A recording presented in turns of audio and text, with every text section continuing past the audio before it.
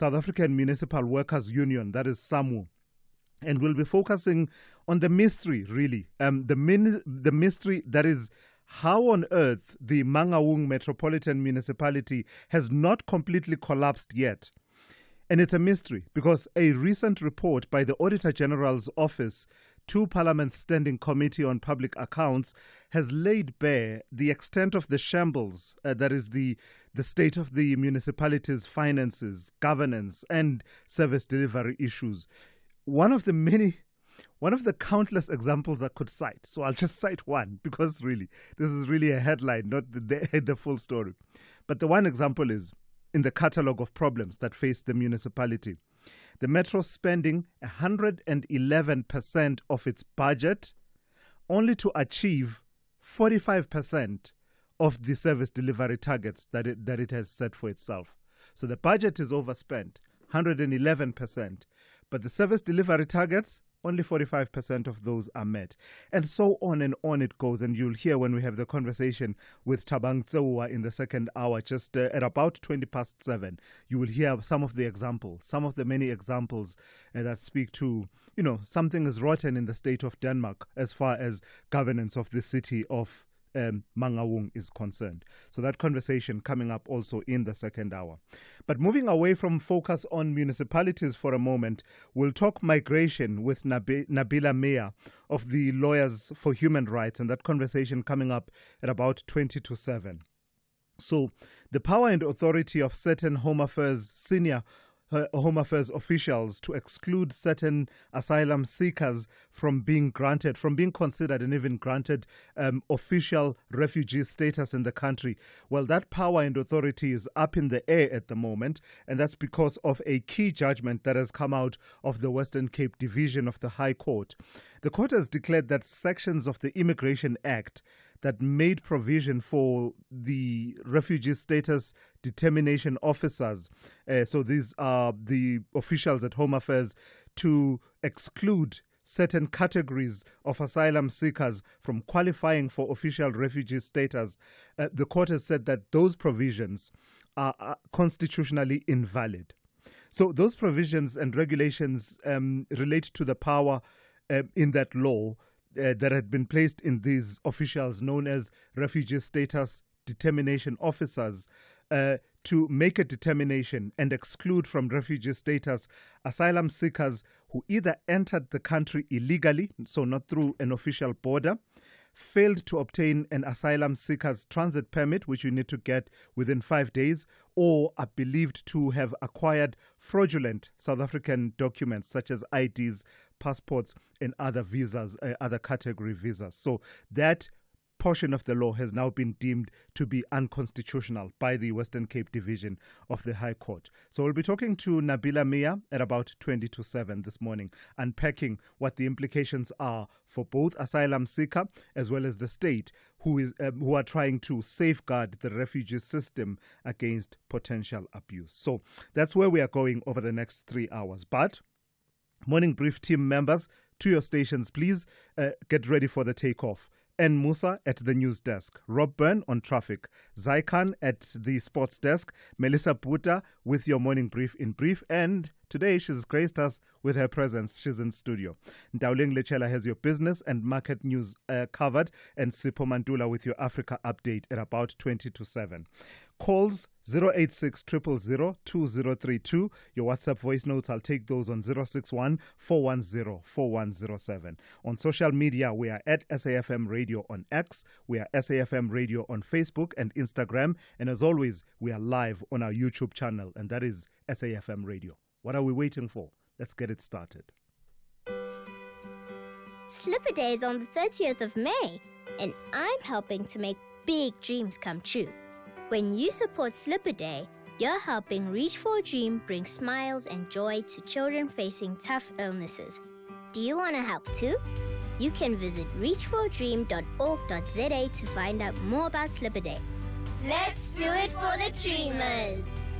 This is an SABC supported initiative. As a business owner, I've noticed how being energy efficient has improved my savings and the growth of my business. You too can improve your margins by adopting energy efficient behaviors. Simply switch to energy saving lighting, switch off non-essential equipment, and maintain HVAC systems. These are some of the ways you can use electricity wisely to see your business soar as well as contribute to a greener planet. Just like every rand counts, every kilowatt counts. Let's use electricity wisely. Eskom. Thulasizwe Simelane on the Morning Brief. Weekdays, Monday to Friday, 6 to 9 a.m. So live and direct from studio this morning is Melissa Puta with the Morning Brief. In brief, welcome. Thank you. So it's great to have you in studio. So some positive news coming through from Mpumalanga, but also through the Department of Public Works and Infrastructure. And it's an area in my neck of the woods in Mpumalanga. Tell me what the minister is doing with properties that are available there to assist the fight against gender-based violence.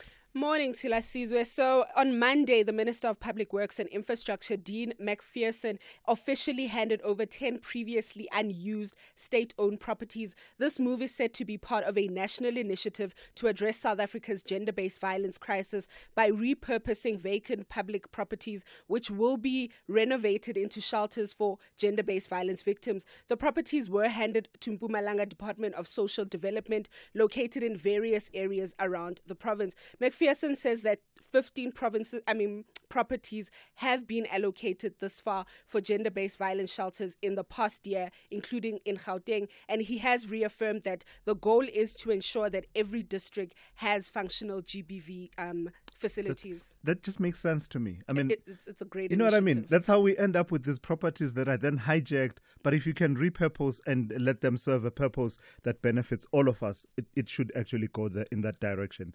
These directives that were issued by the Gauteng Judge President, it seems there's a great deal of unhappiness among some quarters in the legal fraternity. Yes, so the Personal Injury Plaintiff Lawyers Association is approaching the Constitutional Court to challenge a directive by the Gauteng Judge President, Dustin Mlambo, which makes mediation compulsory before civil trials.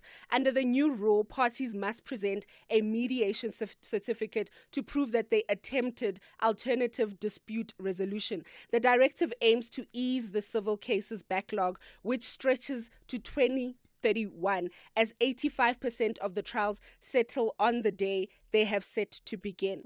However, the NPO argues this approach is unconstitutional and instead advocates for enrolling more cases anticipating early settlements. The challenge threatens the directive's future for weeks after its implementation. Yeah, no, it will be interesting to see how that plays out.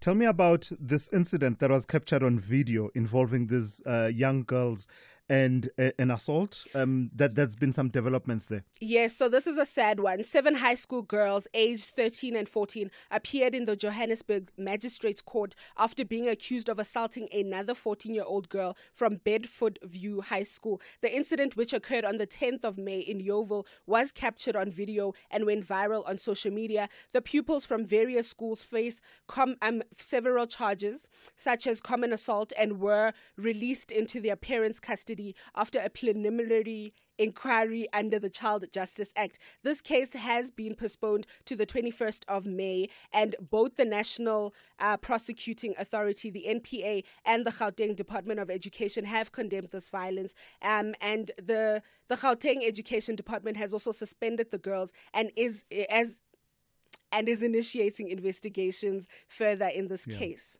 And then lastly, this incident that got, many people talking across the country. Tell me about Aldrin St-Pierre returning to the airwaves. Yes, so we have an update with TV anchor Aldrin St-Pierre's matter. He has issued an apology on Monday, over a month after the alleged assault and verbal abuse of a 20-year-old Nla Rikshia Augusto during a road rage incident that occurred back in April of this year in Randburg. While he apologized to Newsroom Africa, he apologized to colleagues and his supporters, he did fail to apologize to the victim whom he allegedly assaulted. Augusto and her family have criticized the apology as insincere and incomplete, and she has confirmed that she filed an assault charge but has not yet received any follow-up from law enforcement. And critics, including Augusto's stepfather, have argued that the incident reflects broader issues of GBV and accountability in the country. Right, that's Melissa Puta, live and direct in studio this morning with your morning brief in brief. Thulasizwe Simelane on SAFM. Here's how your weather is looking. Quite a number of impact-based warnings coming through from the Weather Service. And as usual, I will just give you those warnings and emphasize those and then go to your highs and lows for the major centers. So let's start.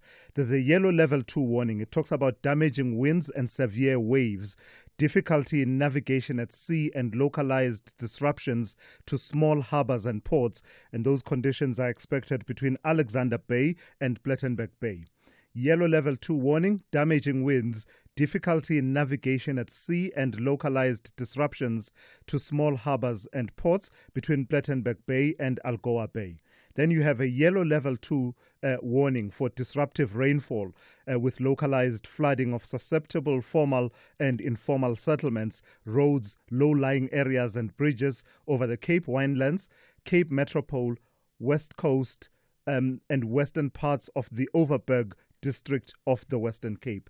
And then lastly, you have a yellow level 2 warning for damaging interior winds, resulting in longer travel times, problems for high-sided vehicles on prone routes, localized damage to informal and informal settlements, and communication or power disruptions over the Northern Cape, except in the northwest and extreme northern parts of the Western Cape, central and northern parts of the Eastern Cape, Western Free State and southwestern parts of the Northwest Province. I've got to pause for a moment and appeal to the South African Weather Services. There must be a better way to state this. These are important warnings that you are sending out to people and you want them to take them seriously. There must be a better way for it to be less technical and be digestible for the end user. But having said that, let me move on then. Your temperatures for these various areas, Gauteng will be partly cloudy and cool, but warm in places in the extreme north. And Mpumalanga will have morning fog over the Highveld, otherwise partly cloudy and cool to warm. It will be hot in places in the Lowveld. Limpopo will have morning fog in places, otherwise fine and warm. The northwest will be fine, windy and cool to warm, becoming partly cloudy with isolated afternoon showers and thunder showers in the central and western parts. The Free State will be partly cloudy, windy and cool to warm with isolated showers and thunder showers, except the extreme east. The Northern Cape will be partly cloudy, windy and cool to warm with isolated showers and thunder showers, but scattered in the extreme west. The Western Cape will be cloudy and cool and cold to cool with widespread showers and rain over the southwestern parts, but isolated to scattered over the eastern interior. The western half of the Eastern Cape will be partly cloudy and cool to warm with isolated showers and thunder showers, but scattered in the east. Light snowfalls can be expected on the high western mountains overnight. The eastern half of the Eastern Cape will be cool in the north, otherwise partly cloudy and warm, becoming cloudy with isolated showers and thunder showers from the west in the afternoon. KwaZulu-Natal will be fine and warm, and that is your weather for this morning. We're extending the sunshine on Mzansi's favorite adventure SUV with Ford Blue Sky offers. For just $849,999, a new Everest XLT could be yours. Glide through the burbs or power through nature's toughest with a 3.5-ton brake towing capacity. You'll even get 4x4 driver training through Ford Family Promise for free. Head to a Ford dealer and get your new Everest XLT for just $849,999. T&Cs apply. From city streets to dirt trails, introducing the new Isuzu MU-X. Sleek enough for the city, tough enough for the mountains. With advanced all-terrain drive, 360-degree camera, and upgraded suspension to take on any journey. The new Isuzu MU-X, now including the new Onyx XT. It's an SUV with 4x4 capabilities, ready for anything. Experience the new Isuzu MU-X at your nearest dealership today.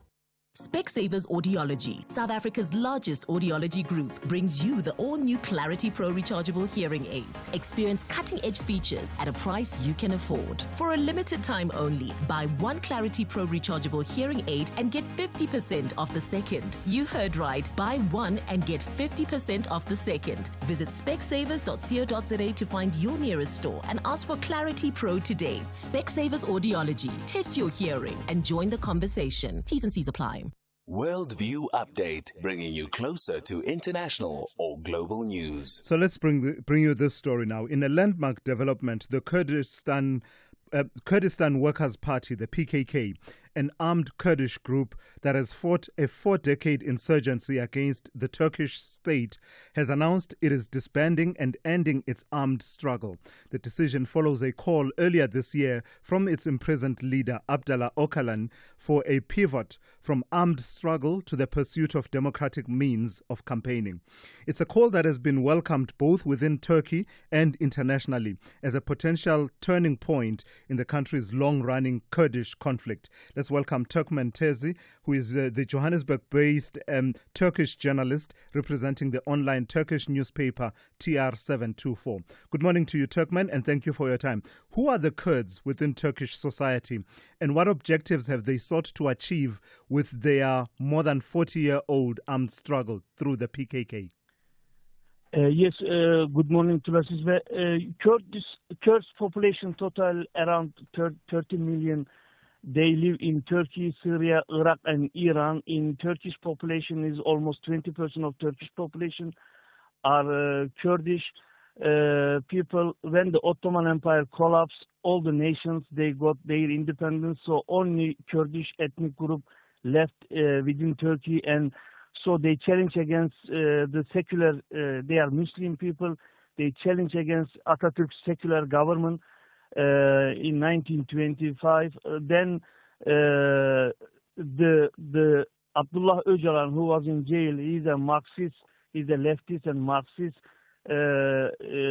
is contrary to other Kurdish. Mainly, they are very religious people. So Abdullah Öcalan founded PKK 1978, and first he took arm in 1984.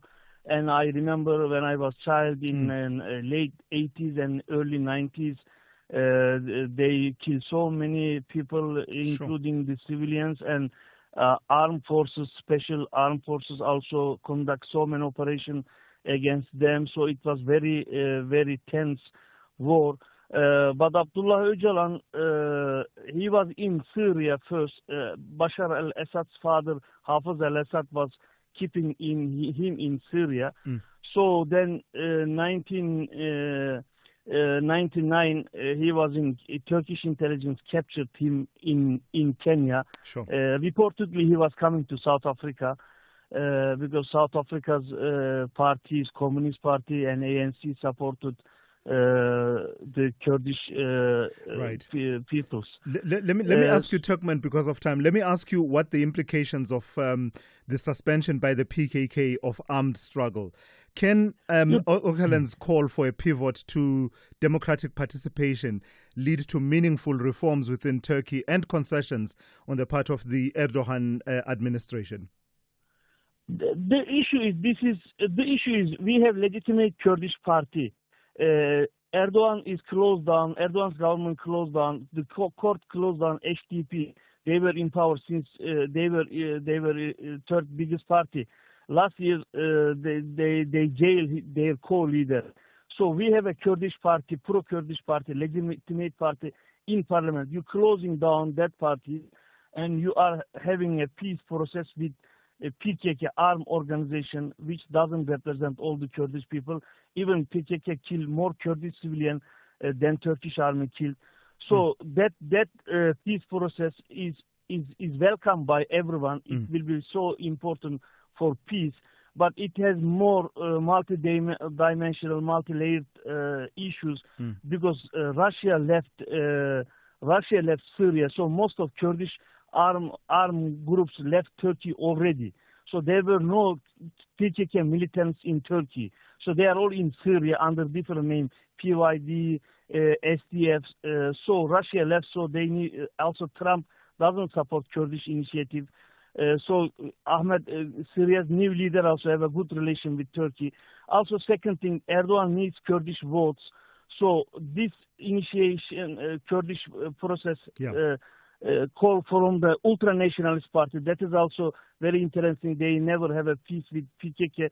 So this is a tactical, mostly tactical movement for Erdogan to go to third election, because he is not allowed to go to for third term in his presidency. So this is more tactical movement. All right, let's leave it there for this morning. Thank you for that. That's Turkmen Terzi, who is the Johannesburg-based Turkish journalist representing the online Turkish newspaper TR724. This is SAFM Sport with Zai Khan. Very good morning. A story that has resurfaced again. Bafana Bafana's 2026 FIFA World Cup dream has hit that speed bump. Reports suggesting South Africa may be still docked 3 points for fielding Teboho Mokoena in their 2-0 win over Lesotho, despite the midfielder being suspended after accumulating 2 yellow cards. The administrative blunder put South Africa's qualification in jeopardy, with rivals Rwanda and Benin close behind in Group C. South have yet to make an official statement, but insiders suggest a points deduction is imminent. Let's go to other news, and this time athletics. With less than 2 weeks to go until the Athletics South Africa elections, the current president, James Malloy, says his work at the helm of the federation is far from over. The new ASA board will be elected in January in Johannesburg on the 31st of May, with Malloy facing competition from the presidency with his predecessors Alex Kosana and current Deputy President Shireen Noble, as well as Harold Adams and John Mathane, confident of securing a second term. Malloy has called on voters to carefully consider his track record since taking office 4 years ago. And the US Open's Arthur Ashe Stadium will get an overhaul as part of an $800 million project, and this was announced by the US Tennis Federation as the largest single investment in the history of its Grand Slam. Yes, US tennis champion John McEnroe. Back in our day, we would be like, what the hell is this? But, having been around the sport, obviously played and been commentating, to see, like, the level that the USTA is going to for the U.S. Open. I mean, I'm obviously biased. I'm from New York. I grew up here.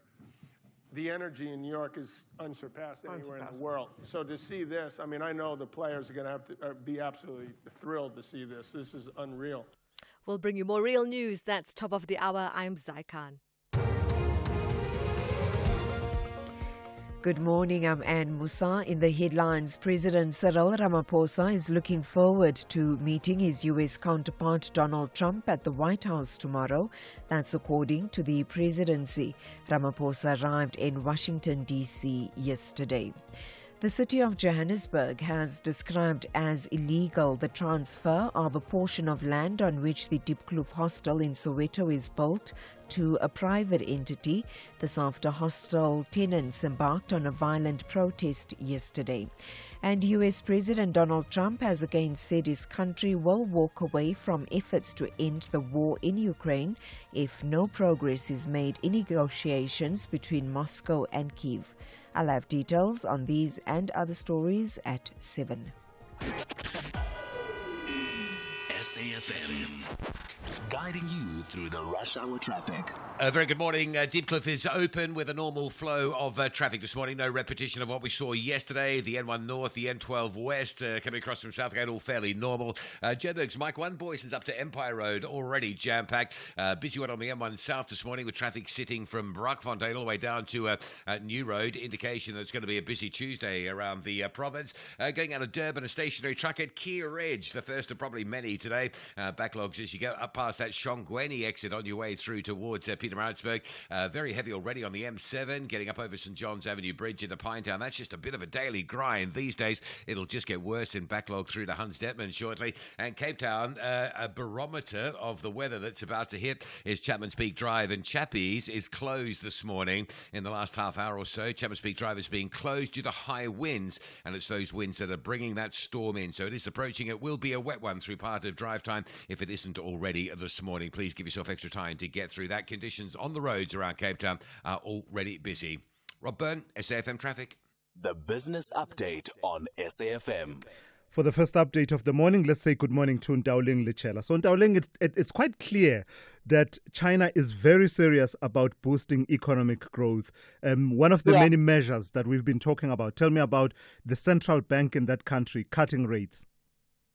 And this comes as a relief for Chinese households as the People's Bank of China cuts its key lending rates by 10 basis points, aiming to, of course, boost the country's economy. Now, the one-year loan prime rate was trimmed to 3% from 3.1%, while the five-year loan prime rate was reduced to 3.5% from 3.6%. The rate cuts are expected to influence corporate and household loans as well as mortgage rates. Now, the PBOC's move follows a slew of state-backed commercial lenders reducing their deposit rates by up to 25 basis points, paving the way for lower key lending rates. Economists expect further rate cuts, with Capital Economics forecasting a 40 basis point reduction by year end. While the rate cuts aim to stimulate the economy, economists believe that modest cuts alone may not be enough to boost loan demand and revive the broader economy. Fiscal policy is expected to play a key role in supporting demand. Now, the recent trade de-escalation between the US and China has led to a lower set of levies between the two economies, prompting global investment banks to raise their forecast for China's economic growth. But economists caution that the economy still faces risks, including a prolonged housing slump and the possibility of the US increasing tariffs again. And so some aren't too sure that the economy will reach that 5% economic growth target by the end of 2025. Yeah. Tell me about Astral and the reporting that they've done that shows a 50% plunge in profits. So they've really had a tough time over the past 6 months. Earnings tumbled 50% due to margin pressure in the poultry division, the chicken business proving to be difficult to last. Now, despite this, a 3.5% increase in revenue to 10.7 billion rand was reported, driven by higher volumes and selling prices in the feed division. The company, however, faced a challenging trading environment. The poultry division's operating profit improved, but the company struggled to pass on higher feed and inflationary costs to consumers due to intense competition in the market. According to the company's CEO, Gary Arnold, the company subsidized the cost of producing chicken as higher feed prices, driven by drought and El Nino weather patterns, impacted the local maize crop. Astral also faced inflationary cost increases, including minimum wage increases and rising energy costs, as well as power and water interruptions at a municipal level. The company also experienced selling price deflation, particularly in the frozen chicken category, due to retailer promotional activity and a highly competitive environment. Looking ahead, the group expects conditions to remain difficult, citing bird flu as one of the biggest risks moving forward. Yeah. So recap for us then how we closed yesterday and how we're starting out the day today in the markets. So markets eked out gains in yesterday's session, moving past Moody's downgrade of the United States credit rating. With that, we saw U.S. stocks close in the green. Meanwhile, in South Africa, trade remained subdued with most stocks in the red. The all-share shed 0.14% in yesterday's session. Local investors eyeing Budget 3.0 and CPI numbers due tomorrow. The rand in the meantime remains strong at 18.09 to the dollar this hour. Then over in Asia, stocks recovering this morning following a rate cut from the People's Bank of China. Right, thank you for that. That is Ndawling Lechela with your first report for the morning. She'll be back with more insights for you, and that's in the second hour of the show, just after 7:30. Africa Update on SAFM. Let's turn to Advocate Sipho Mantula. Raz, good morning. We start in the Congo, in the DRC. This precious mineral, coltan, is one of those, man. I don't know if it qualifies, if it's one of those rare earth minerals, but it's critical in today's technology. Tell me about it and its role in the Democratic Republic of Congo. That is quite true, Thulas. Jumbo Africa, and a refreshing morning to the listeners. Thulas, we have been looking at the conflict in the DRC, but we have never get into understanding its power and its natural resources that is located in the North Kivu in Goma, just outside Goma, Masisi territory, artisanal Rubaya mining site. That's where we find this crucial cobalt that is also being supporting modern electronics, defense technology that is being sought all over the world. And with this conflict going on, we have the U.S. Rwanda Congo deal that might also be around these minerals, but it is not been ruled out whether does Rubaya mining site falls under the scope of this deal that will come out. Ordinary people who are working there, they have said that this marquee global supply chain that has benefited Western countries, even when there is war, should not continue like this. All the mobile phones that we have, different gadgets to us, they are still coming from Rubaya mining when you think of this cobalt. And it's a world producing, despite that we know to us about the hypocrisy of the Western powers in terms of economic resources of Africa. And that is one of the push and the pull drivers of a conflict. Yeah, always a factor, the mineral wealth of the African continent and in particular the Congo. So this is a fascinating one, Sipho. Tell me about Equatorial Guinea versus Gabon. There's been a decision there, and this all has to do with some islands that may be quite significant in terms of what lies underneath the earth. Yeah, Thulas, but you see, African liberation, these are remnants of what I call former colonial masters. France and Spain have to bear this with the Bata Convention. Here, Thulas, is a case that came before ICJ in 2021. Judges had to settle whether there are two treaties here, Thulas. There's a 1900 treaty that gave Equatorial Guinea 30 acres or 30 hectares of that land that has been contested with Gabon. Gabon wants to rely on 1974 Bata Convention. And that's how the judgment yesterday came on the side of Equatorial Guinea to us, saying that the 1900 treaty is the one that is enforced by international law, but the Bata, it is not a treaty having the force of law to us. So this is just a legal terminology, semantics, but in a real sense, Equatorial Guinea still had those islands that we can call the Conga, the Cocotias, and the low-in-lie of islands. This is the 30 hectare, we can say 70 acres to us in the island that is demarcating both Gabon and Equatorial Guinea. And in Tanzania, the build-up continues towards the Thabo Mbeki Foundation Africa Day lecture. Among the events was an event that has to do with the blue economy.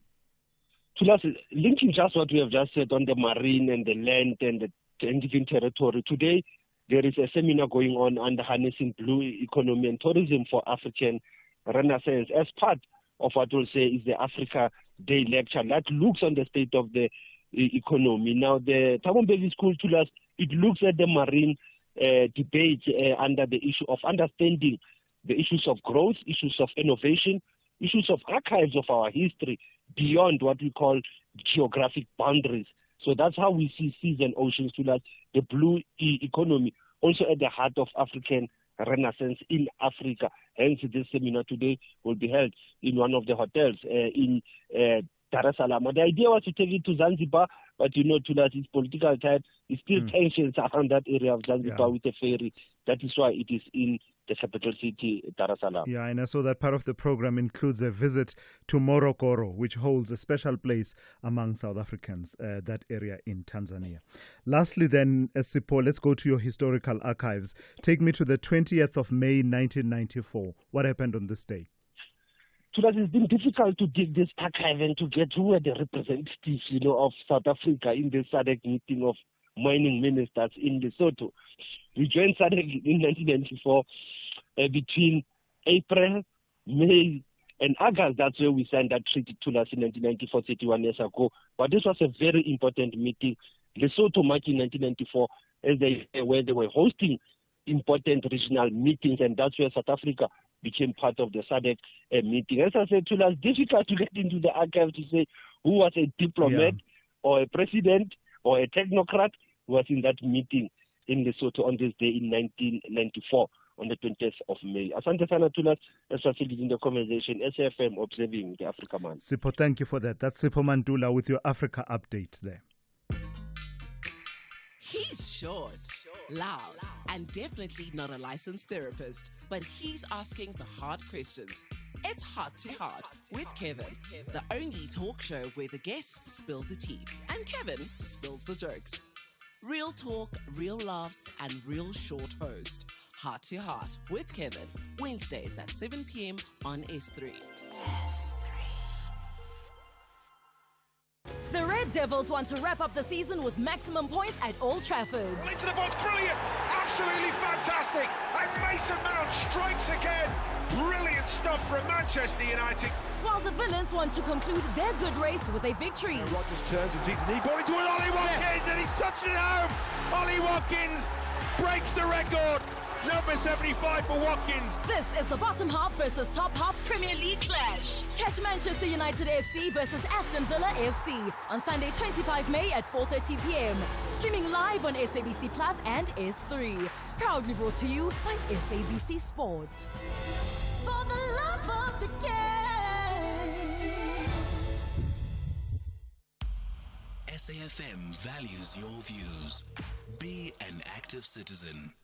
Right, let's turn to the story now. The country's immigration laws, as they relate to who qualifies to be officially considered a refugee in this country, could be in for a shake-up if the Constitutional Court confirms a declaration by the Western Cape Division of the High Court that several provisions of the Immigration Act are unconstitutional and invalid.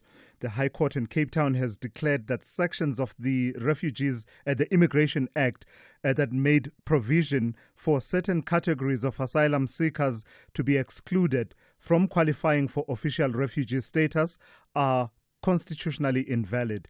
These provisions and regulations relate to a power that the law had placed in some senior Home Affairs officials to make a determination and exclude from refugee status asylum seekers who either entered the country illegally, failed to obtain an asylum seeker's transit permit, or are believed to have acquired fraudulent South African documents such as IDs, passports, and other visas. I'm joined now by Nabila Mia, who is a lawyer at Lawyers for Human Rights, who represented the Scalabrini Center on this case. Good morning to you, and thank you for your time. The way I understand it, these provisions are, a few subsections of Section 4 and Section 21 of the Immigration Act. They appear to be intended to protect the integrity of the country's immigration system by excluding people who enter illegally as opposed to those who enter through a formal border and those who acquire fake documents. Why are they problematic then? Thank you very much for having me. I think it's about they're problematic within the context of South Africa's international obligations towards refugees. So essentially, what is required within the refugee and asylum system is to maintain the integrity of a system by recognizing what is fundamentally important when you are dealing with bona fide asylum seekers. And that is the fact that, and that is the answer to the question of, will they face serious persecution or harm if they are returned to their country of origin? And according to international refugee law, and in fact our very own Refugees Act, that is the overriding provision that should be considered when you have a bona fide asylum seeker in front of you. So immigration laws in any country are never meant to circumvent someone's ability to access the asylum system. To the untrained mind, once a person crosses the border illegally into South Africa, I get the situation where there's conflict. There's no regulation of how you enter the next country. It's about you getting out of the country where there's conflict. But in the state where we are right now, there's no conflict in any of the countries within our region. So to the untrained mind, the question might arise that how is a person who crosses the border illegally, when the option to go straight to the border and say to them, I'm from country XYZ, I'm from the DRC, I'm here to seek asylum, when that option is there, that the bona fides of that person as an asylum seeker begin to be questioned. Even worse, when the person has entered into the country and then they acquire, illegal documents in South Africa. So help me understand that aspect, that how does that sit comfortably? The commitment to the principle of non-refoulement and returning people to countries where they face persecution versus that aspect that says you stop being a bona fide asylum seeker when you engage in these activities. Thanks very much for that. I think the question of open conflict across Africa isn't a question of the show, because there are, of course, conflict happening in the broad Africa region. But the grounds for seeking asylum aren't only restricted to conflict. It also is broadly related to issues of persecution based on your belonging to a social grouping, persecution based on your sexual orientation and gender identity, persecution because of your religious beliefs, and that we know there are people being persecuted based on those grounds across the regions, especially on the grounds of sexual orientation and gender identities. So it's not only restricted to issues of conflict. And I think that what we fail to do when we ask these questions is put ourselves in the shoes of bona fide asylum seekers who are in many instances literally running out the door of their homes and finding any means to a country of origin. Often their final country of destination might not be their intended country of origin. Yeah. So when people are seeking asylum, they do not look up the, it's understandable that they would not be looking up the laws of the country that they are seeking refuge in, so they wouldn't know the restrictions they do. And there are, of course, the issue at the core of this matter is the issue of restriction of access to the asylum system. Yeah. There's nothing that precludes someone, as our constitutional court has ruled, from being prosecuted for the flouting of immigration rules. However, that does not mean that they should be restricted from accessing the asylum system in a country, so specifically the protection of their country. There's nothing within the asylum system that says you should not be prosecuted for any immigration laws or the flouting thereof. Of course, a country of origin is entitled to uphold the laws of their land, but very specifically returning someone to their country of origin where they will face persecution is a flouting of international law. Absolutely. That makes sense. Lastly then, how does this judgment benefit asylum seekers? What are the practical implications of it if confirmed by the Constitutional Court? The practical implications, and I think just what the intention is to work towards an effective asylum system, which means that what these provisions did was create an additional barrier, if you were, where the Department of Home Affairs employed immigration officials to do pre-interviews before a person accesses a refugee status determination officer. And the idea is that removing these barriers means that you would just be able to go forward, and if you are a bona fide asylum seeker, access a refugee status determination officer to have your claim assessed, right? And so it removes that barrier. Yeah. And in the perfect world of having an effective Department of Home Affairs, where you have refugee status determinations who are very skilled and equipped in doing efficient interviews and are able to make the interviews succinctly and determine them succinctly and efficiently, this process should not be a long drawn-out process. Yeah. All right. Thank you for your time and your insights this morning. That's Nabila Mia, who is a lawyer at the Lawyers for Human Rights. SAFM, guiding you through the rush hour traffic. Morning. A lot of people asking about Deepcliff. It is open this morning. Normal flows through the interchange at this stage. There is quite a large presence of police in the area. Coming in from Lone Hill, the main road, down towards Bryanston Drive. That's quite heavy this morning. And Witkoppen Road, away from Four Ways into that traffic at the main road, is quite heavily backed as well. Roadworks on the R21 North, just starting to slow things up at Tembisa. That's on your way out of the airport up towards Pretoria. And just if you're around parts of Centurion this morning, the Swartkop substation exploding overnight, and that's taking out some power supply to Clubview, Valhalla, and surrounding areas. That's likely to be busy. Now, I'm going out of Durban up towards Pietermaritzburg. An earlier crash, or an earlier stationary truck at Keyridge, and now a crash as well.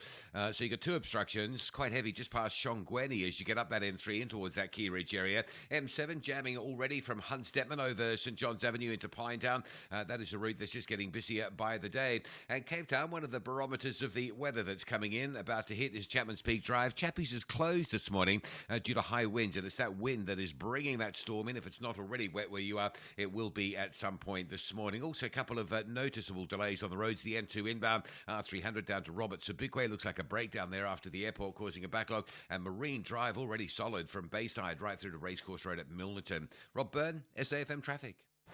Join us this Tuesday evening at 7:30 for the latest series of SAFTA award-winning reality show, The Tastemaster SA. Today's theme is all about bread. I love making bread. I am shaking my boots. What a page. We got this, we got this. Oh, that didn't sound convincing. I'm feeling a little stressed. I'm not going to mess this one up. That's The Tastemaster SA. Tuesdays at 7:30, repeats Sundays at 4. Only on SABC2.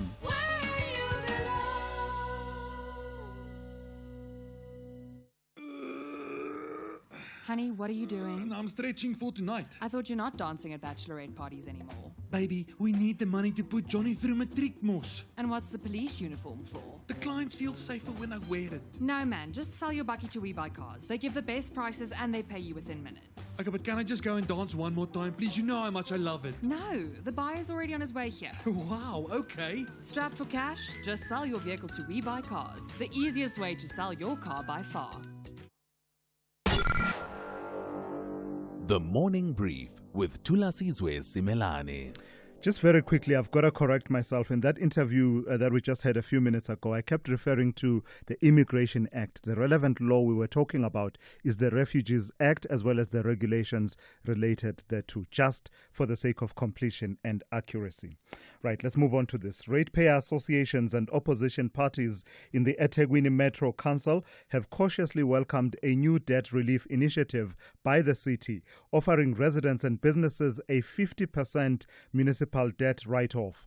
Under the plan, eligible customers will have 50% of their arrears written off if they pay the remaining balance in full by the end of the financial year or enter into a short-term payment plan. While it's hailed as a lifeline for financially strained households, critics warn that without addressing the root causes, such as poor service delivery, high tariffs, and systemic mismanagement, the measure may offer only temporary relief. So let's speak to Norman Gilbert, who is from the Bluff Ratepayers and Residents Association and is chairperson there. Good morning to you, and thank you for your time. Does this represent a real and sustainable lifeline for indebted ratepayers, or will we run into problems pretty soon with this new plan? Good morning, Thulasizwe, and to your listeners. So, for some, this is going to be an effective lifeline because their indebtedness might be sufficient enough for them to be able to pay the 50% balance that's left over. Maybe someone that owes the city 10,000 Rand will benefit from this. But the very real reality is we're looking at almost 1.4 billion Rands worth of water billing that is outstanding. I know of residents who have water bills with the city in excess of 100,000 Rand.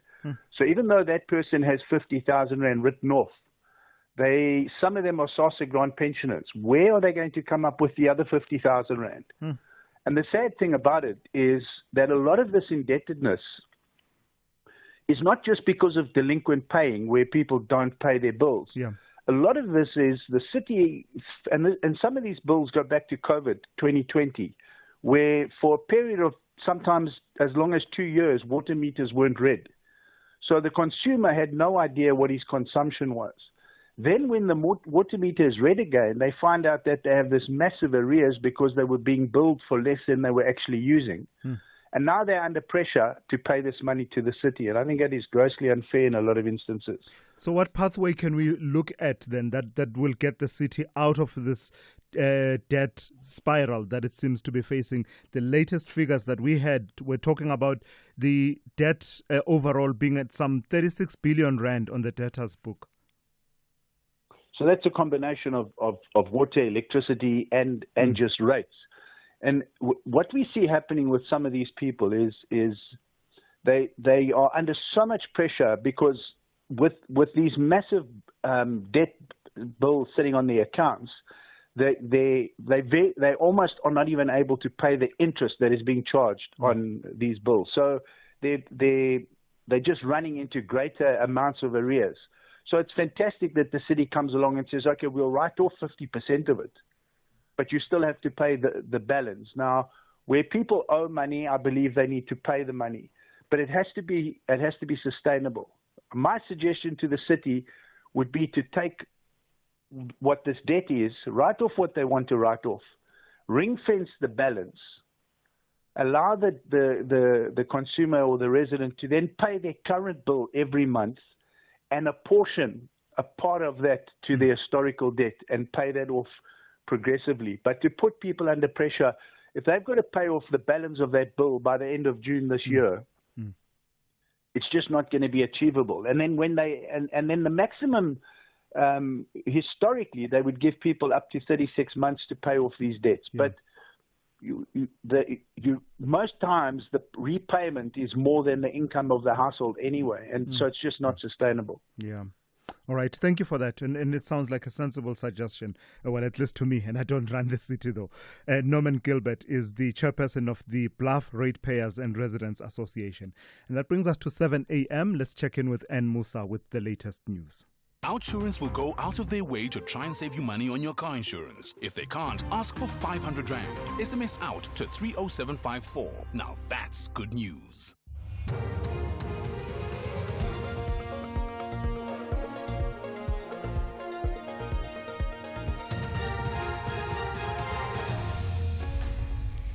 In our top stories, President Ramaphosa optimistic ahead of meeting with Trump, and Western Cape man sentenced for child pornography. Good morning. President Cyril Ramaphosa is looking forward to meeting his U.S. counterpart Donald Trump at the White House tomorrow. That's according to the presidency. Ramaphosa arrived in Washington, D.C. yesterday.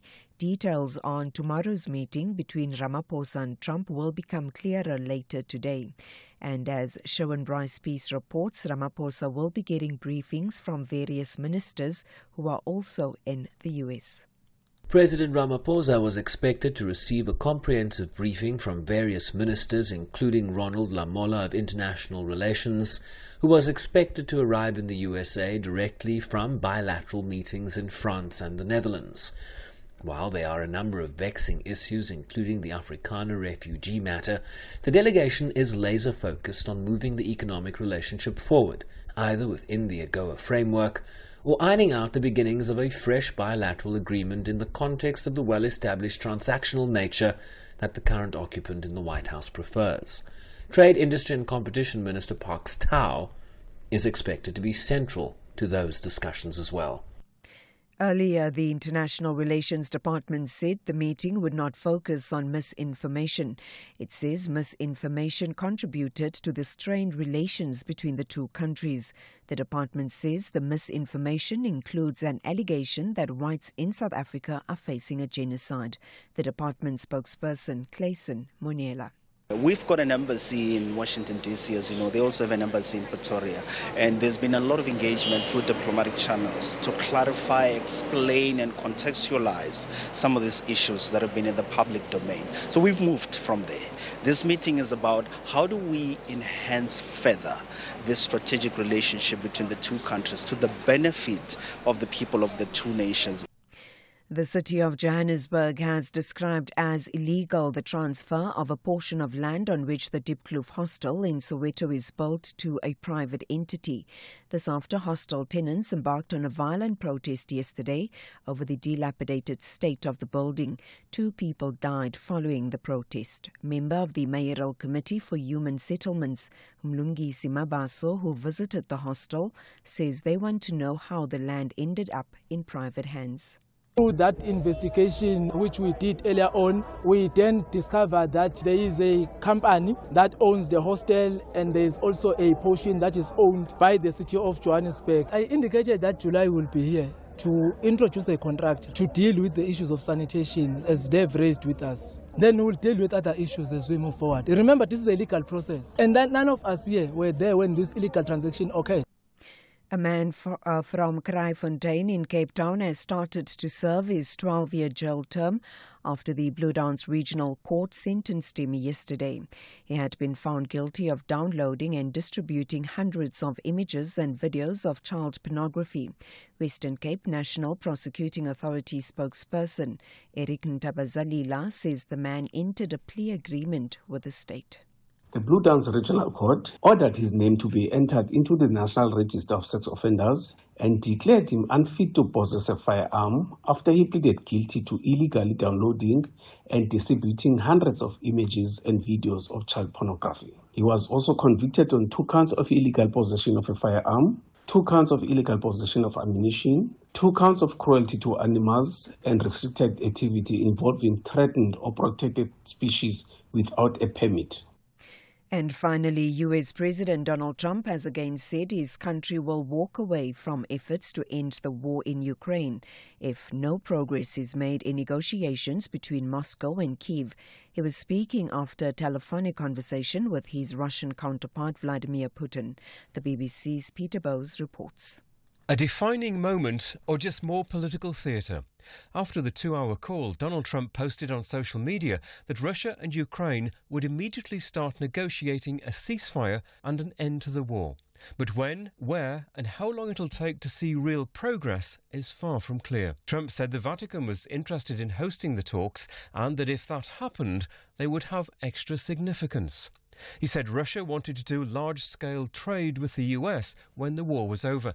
And while there were obstacles, he said there was a good chance of peace in Ukraine. Recapping the top story, President Cyril Ramaphosa is looking forward to meeting his US counterpart Donald Trump at the White House tomorrow. That's according to the presidency. Ramaphosa arrived in Washington, D.C. yesterday. For SAFM News, I am Anne Musa. Those were the top stories for this hour. Don't miss out on a possible car insurance saving. SMS out to 30754 for a quote. Outsurance, where you always get something out. Breaking news just in. Pinky, a 60-year-old woman, slashed 870 Rand a month off her car insurance premium. That's right. Pinky switched to Outsurance and now saves a mind-blowing 870 Rand a month on her 2020 Kia Seltos 1.6. Outsurance clients always get something out. You could too. Get a quote today and see how much they could save you on your car insurance. Why pay more when you could pay less? Switch to Outsurance today. SMS out to 30754. That's out to 30754. A licensed insurer and FSP. T's and C's online. It's a very good morning to you in your SFM sports headlines. Soccer, Mamelodi Sundowns and Orlando Pirates have officially booked their place in next season's CAF Champions League. And more soccer action with Liverpool stunned by Brighton. All the details just before 7:30. SAFM. guiding you through the rush hour traffic. Very good morning. Let's kick it off in Gauteng area. If you're on the N1 this morning, it's not bad through the Pretoria area. You will hit a bit of traffic, though. Brakfontein down to New Road.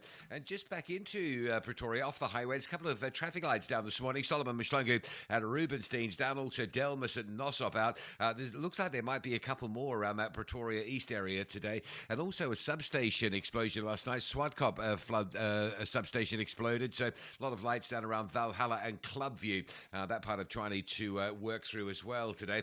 Durban, if you're on your way up into Pinetown, the M7 is now queuing from Hunstedman inbound over the St John's Avenue Bridge, looking heavy. A breakdown at Key Ridge, causing a backlog on both the N3 and the M13 routes as you head into Key Ridge and get up towards the Cliffdale side. Very busy there. And Cape Town, ahead of the rain that's due in today, Chapman's Peak Drive is closed due to high winds bringing that storm in. Okapsevek will be the alternative. And pretty heavy again today on the R300. It's queuing from Delft all the way up to the Van Riebeeck Road off-ramp. Rob Byrne, SAFM Traffic.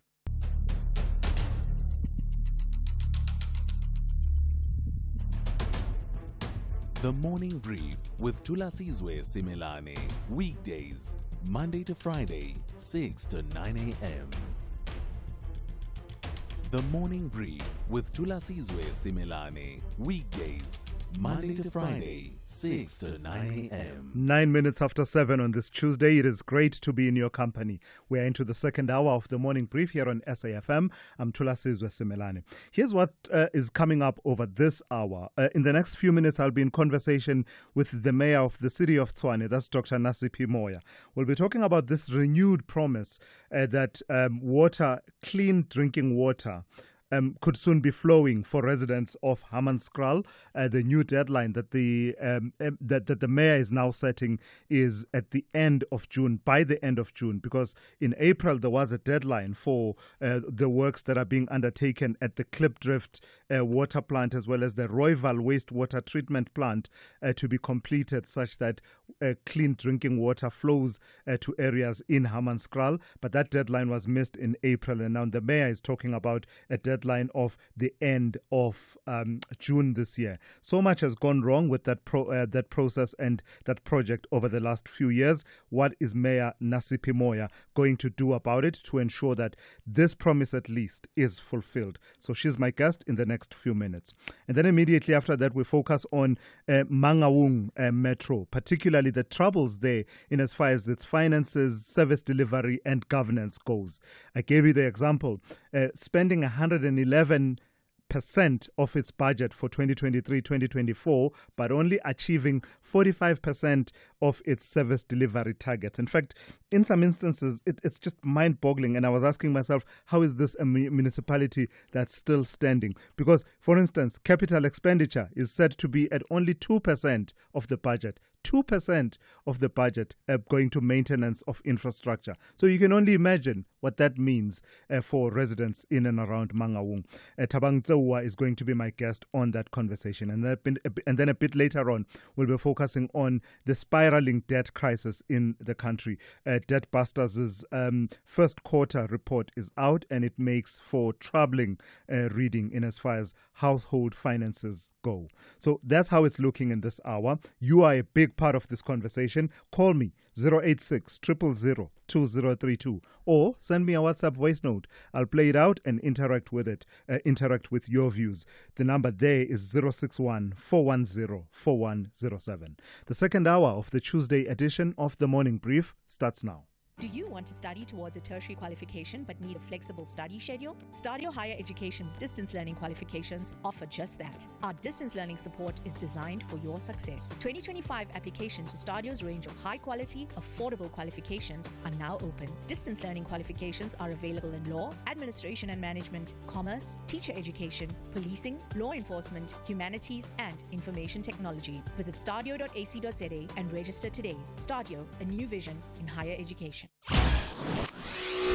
Thulasizwe Simelane on SAFM. The city of Tshwane has renewed its promise to deliver clean drinking water to the long-suffering residents of Hammanskraal, now targeting the end of June this year for completion of the project's second phase. This follows a missed April deadline and years of public health concerns stemming from contaminated water that led to more than 20 deaths in a 2023 cholera outbreak. Mayor Nasiphi Moya, alongside Water and Sanitation Minister Phemi Majodina, addressed residents' frustrations while visiting critical infrastructure sites. The Mayor, Dr. Nasiphi Moya, joins me now to take that conversation forward. Mayor, good morning. Thank you for your time. What makes you confident that this deadline, this promise, will be met when the April deadline was not met in a project that residents, have waited for over a decade, if not more? Morning to Thulasizwe and morning to SAFM listeners. So just to clarify, firstly, before I answer your question, So the project that is a short-term intervention is supposed to be rolled out in 4 modules. So we still have, so we're talking of on the second module, we still have 2 modules to deliver. As you say, the initial date was June 2025 for the 4 modules to be completed. And now the new projected deadline is September 2025 for all 4 modules. There have been delays. There have been technical delays. And recently the inclement weather wasn't helpful at all. That's what actually set back this deadline. However, during our visit, we saw the progress on site. They've even installed the actual module. We saw it physically. So I think with the inclement weather and the acceleration plan that the team shared with us, and I'm actually confident that we'll be able to give the second set of communities the clean and drinkable water by end of June, and then the subsequent modules by end of September. So each module, the way I understand it, clarify it for me, please. Does it represent a segment of the community in Hammanskraal that will then be connected? Because I remember a few months ago you went through and you opened a tap, and if I recall correctly, you drank from that tap just to signal and give confidence there. So now the second module is what is due by end of June, but there are still other modules a bit later on in the year. Yes, so how to understand is that the connection is made to a reservoir, and that reservoir will be supplying a certain set of areas. So the first Kekana Gardens community, those ones now are supplied through the Babelege reservoir. Then the next reservoir will be supplying the Kutube units, for instance. So that's how it's segmented. It's through the reservoirs, and also the work that we will be seeing. And I think it's important we say it because it actually scared residents last time. They started seeing their water being too dirty, and that was when we were flushing the system from and it's going to happen because if we are targeting end of June, that work will be happening in the next 2 weeks. Yeah. And then, are you saying that this is the interim measure to supply clean, drinkable water? What about the long-term fix to the Rooival wastewater treatment plant as well as Klipdrift as well? So the Klipdrift, that's the short-term intervention that through the collaboration with Department of Water and Sanitation, we're applying through these 4 modules. The long-term plans is that we must give the people of Hammanskraal, Rooival areas their Rooival wastewater treatment plant back. So we're faring quite well in terms of the progress we've made. We're actually ahead of schedule in terms of the contract. We are working with DBSA, and we are confident that as the city of Tshwane, with the budget that we allocated to the project, we'll be able to complete the project within time and within budget by June next year. That will be the completion of the phase 1 upgrades. What we are talking about now is phase 2. So phase 1 is mostly on the quality of water, but we are talking about the quantity now, where we are going to increase the capacity of the plant. And that phase 2, we are looking even for funding. We are working with National Treasury on that, so that when we finish the phase 1, we immediately start with phase 2 upgrades. But we're quite ahead of schedule on that one. What's the update, Mayor, on the accountability that is required for failures of the past? For instance, those companies there that had formed a joint venture around the Rooival wastewater treatment plant. Blackhead Consulting, associated with Edwin Sodi, as well as NJR projects. What have you done with that, trying to exact accountability for those failures? So there's a process that was started to blacklist that consortium.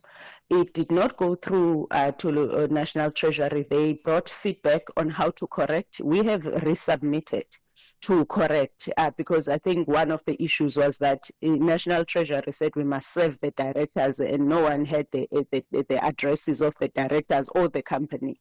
So we were able to do that, to fulfill that requirement.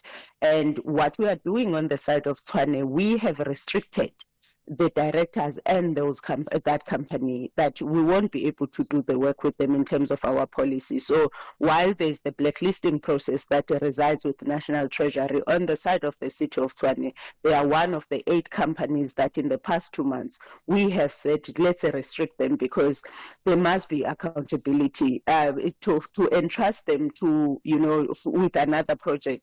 I think that would as well be an insult to residents. But on the other side, remember, we still have those officials that were suspended when, the order came back saying, no, they were guilty on one of the 4 charges. Yeah. We challenged that. That is still with Labour Court. Even when it came back, we even challenged the bargaining council about their suspension. We challenged it. So on that one, we are waiting for Labour Court on both matters. Yeah, very briefly, Mayor, what's the ultimate deadline to which we can hold you directly accountable, where you won't be able to say, oh no, this stems back from the era of Celia Brink or the other previous mayors, where you will be fully accountable for the work that has gone through, for us to say, if all of Hammanskraal doesn't have water by this date, XYZ of this year, then you can hold me accountable, and I'd be willing even to face the consequences, including ultimate consequences for it. I work with another department in Thulasizwe. As much as the mayor, I want to say by December. So the September deadline, remember, we're already 3 months behind schedule, and this is a contractor that gets paid. Yeah. So they must be performance managed as a contractor. But for me, as the mayor of residents that don't have clean water in their taps, by December, and this is now, if worst case scenario, by December 2025, when those families have Christmas lunches, they must be able to get clean and drinkable water from their taps. All right, Mayor, I've got to thank you for your time. That's Dr. Nasipi Moya, the Executive Mayor of the city of Tshwane. There's a song that goes, "Money can't buy me love." And that's true. But then they told us all you need is love, which anybody with a mortgage will tell you most certainly is not true. Love won't pay your parking tickets or your student loan. It's also needy. It requires effort, availability, constant care. But more importantly, love requires time. And while money can't buy you love, it can certainly free up some of your time. Time to spend on the things you love, with the people you love. And if you're looking, maybe even time to find the one you love. That's why, after 50 years of investing, we've learned that time is the greatest gift of all.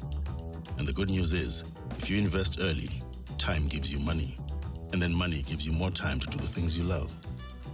And don't you love that about investing? Ellen Gray, long-term investing. Ellen Gray is an authorized FSP. As a medical doctor, I've dedicated my life to helping others. Being a regular blood donor, I was shocked to learn of my low hemoglobin levels, which prompted further investigations. My diagnosis of myelodysplastic syndrome meant that my only chance of survival would be through a stem cell transplant. Finding a match was easier for me than for most patients. However, not everyone is so lucky. If you are between the ages of 17 and 55 years, register with dkmsafrica.org to become a stem cell donor and give someone out there a lifeline. This is an SABC-supported initiative. Whether it is a CCMA referral, problems with a mechanic, or unfair blacklisting, clientele legal plans are affordable, and you receive up to 670,000 rands worth of legal services per year. We cover civil, criminal, and labor-related matters. Our legal team will be your support 24 hours a day. SMS SAFM to 32195. That's SAFM to 32195. Clientele General is an authorized FSP and a licensed non-life insurer. T's and C's online. Standard rates apply. Are we ready for a real conversation? SAFM, leading the conversations that move us. How on earth has the Mangaung Metropolitan Municipality not collapsed yet is a mystery. A recent report by the Auditor General's Office to Parliament's Standing Committee on Public Accounts has laid bare the shambolic state of the municipality's finances, governance and service delivery. The catalogue of problems includes the Metro spending 111% of its 2023-2024 budget, yet delivering only 45% of its service delivery targets. The impact of the multi-pronged crisis is beginning to manifest in poor service delivery as the city's capital expenditure is said to be inadequate, with only 2% of its budget allocated for maintenance of infrastructure instead of the recommended 8%. Key projects are delayed, critical positions are vacant, and on we can go. So let's bring in Thabang Tsewa, who is the Free State SAMU Provincial Secretary, to take this conversation forward. Let me start with that question, broad question, Thabang, and good morning to you. I kept saying as I was reading the various sources about the dysfunction in the metro. How has this municipality not collapsed altogether? Well, good morning to Thulasizwe and to your listeners. Look, one would like to frame this and reflect the national pattern. To be honest, this Mangaung is not an isolated incident. It just reflects the national pattern of the failures of local government, which is driven by political shielding. We believe it is also driven by corruption, weak financial controls, lack of accountability, recycling and employment of incompetent personnel. Those are the basic things that we believe they lead to this instability in the municipality, including the metro itself. Well, what the AG highlights is the financial instability of these municipalities, and he also reflects on the defective internal controls that the audit outcomes are always not. All this affects service delivery planning and performance management. So it is baffling indeed to say as it survived to this far. In that this would then end up into billions of irregular and wasteful expenditure in local government, which Mangaung itself accounts for more than 400 million of irregular and wasteful expenditure. Yeah, in fact, the number that was given is 278 million in irregular expenditure, 123 million rand in wasteful expenditure. What's the immediate impact on service delivery? When we talk about capital expenditure being inadequate, only 2% going for maintenance, which is far below the recommended 8%. What does that look like? What does it feel like? What does it smell like on the streets of the various areas around Mangaung? Of course, this would be dire to the residents of Mangaung, where waste would not be collected, there would be running sewers and so on. So the situation for communities is very dire, and in the end, it's still going to affect your workers. Well, we know generally when municipalities behave like this, they start not paying your third parties, such as your medical aid and other third parties of workers. So this definitely, it's a warning sign to us to say Mangaung is collapsing and we need to stand up. Why has the intervention that has been in place since 2019 not yielded results? Of course, when you look into these interventions, mostly they do not bring money. They just bring personnel who at times themselves have ulterior motives, not necessarily to change the situation, but as far as we are concerned, they add more to these particular challenges. Like we are saying, there's been an intervention on financial recovery since 2020, but we have not seen any improved governance.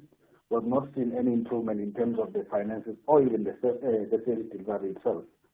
So this tells you that the national government, the individuals which national government sends here do not do what they are supposed to be doing. When they come here, they start developing interests. One, they would want to look for employment. One, they would want to control even the same tenders and so on. So these are some of the challenges of this personnel when they come here. To them, it's a leeway for employment. It's a leeway to make a quick buck as well. And so on and on, as I said, we can go about the problems. 297 million rand, we are told, was withheld in conditional grants by National Treasury. So overall, is this a municipality? Right now there's talk, and an MK party member in Mangaung just sent me a message. I can't see it right now. In fact, it is Johnny Mokhatla of the Umkhonto weSizwe party in Mangaung, highlighting that there's a plan to spend some 5 million rand in the hosting of the COSAFA Cup and temporary work, really, about 11 days around 2 stadia in the area. Should the municipality be pursuing such projects under these circumstances, or should the focus be on the substantive service delivery issues? Of course, key responsibility of municipalities is to ensure that there's service to our workers. Not only workers, but also to the communities which they are serving. So that is one of the issues that we have been highlighting is the issues of mismatch and priorities. In terms of priorities, I want to say. Now, it might be correct to say this might bring some money, but this should not be the basis. This should not be the base or the main focus why we should be focusing on it. It may indicate to issues of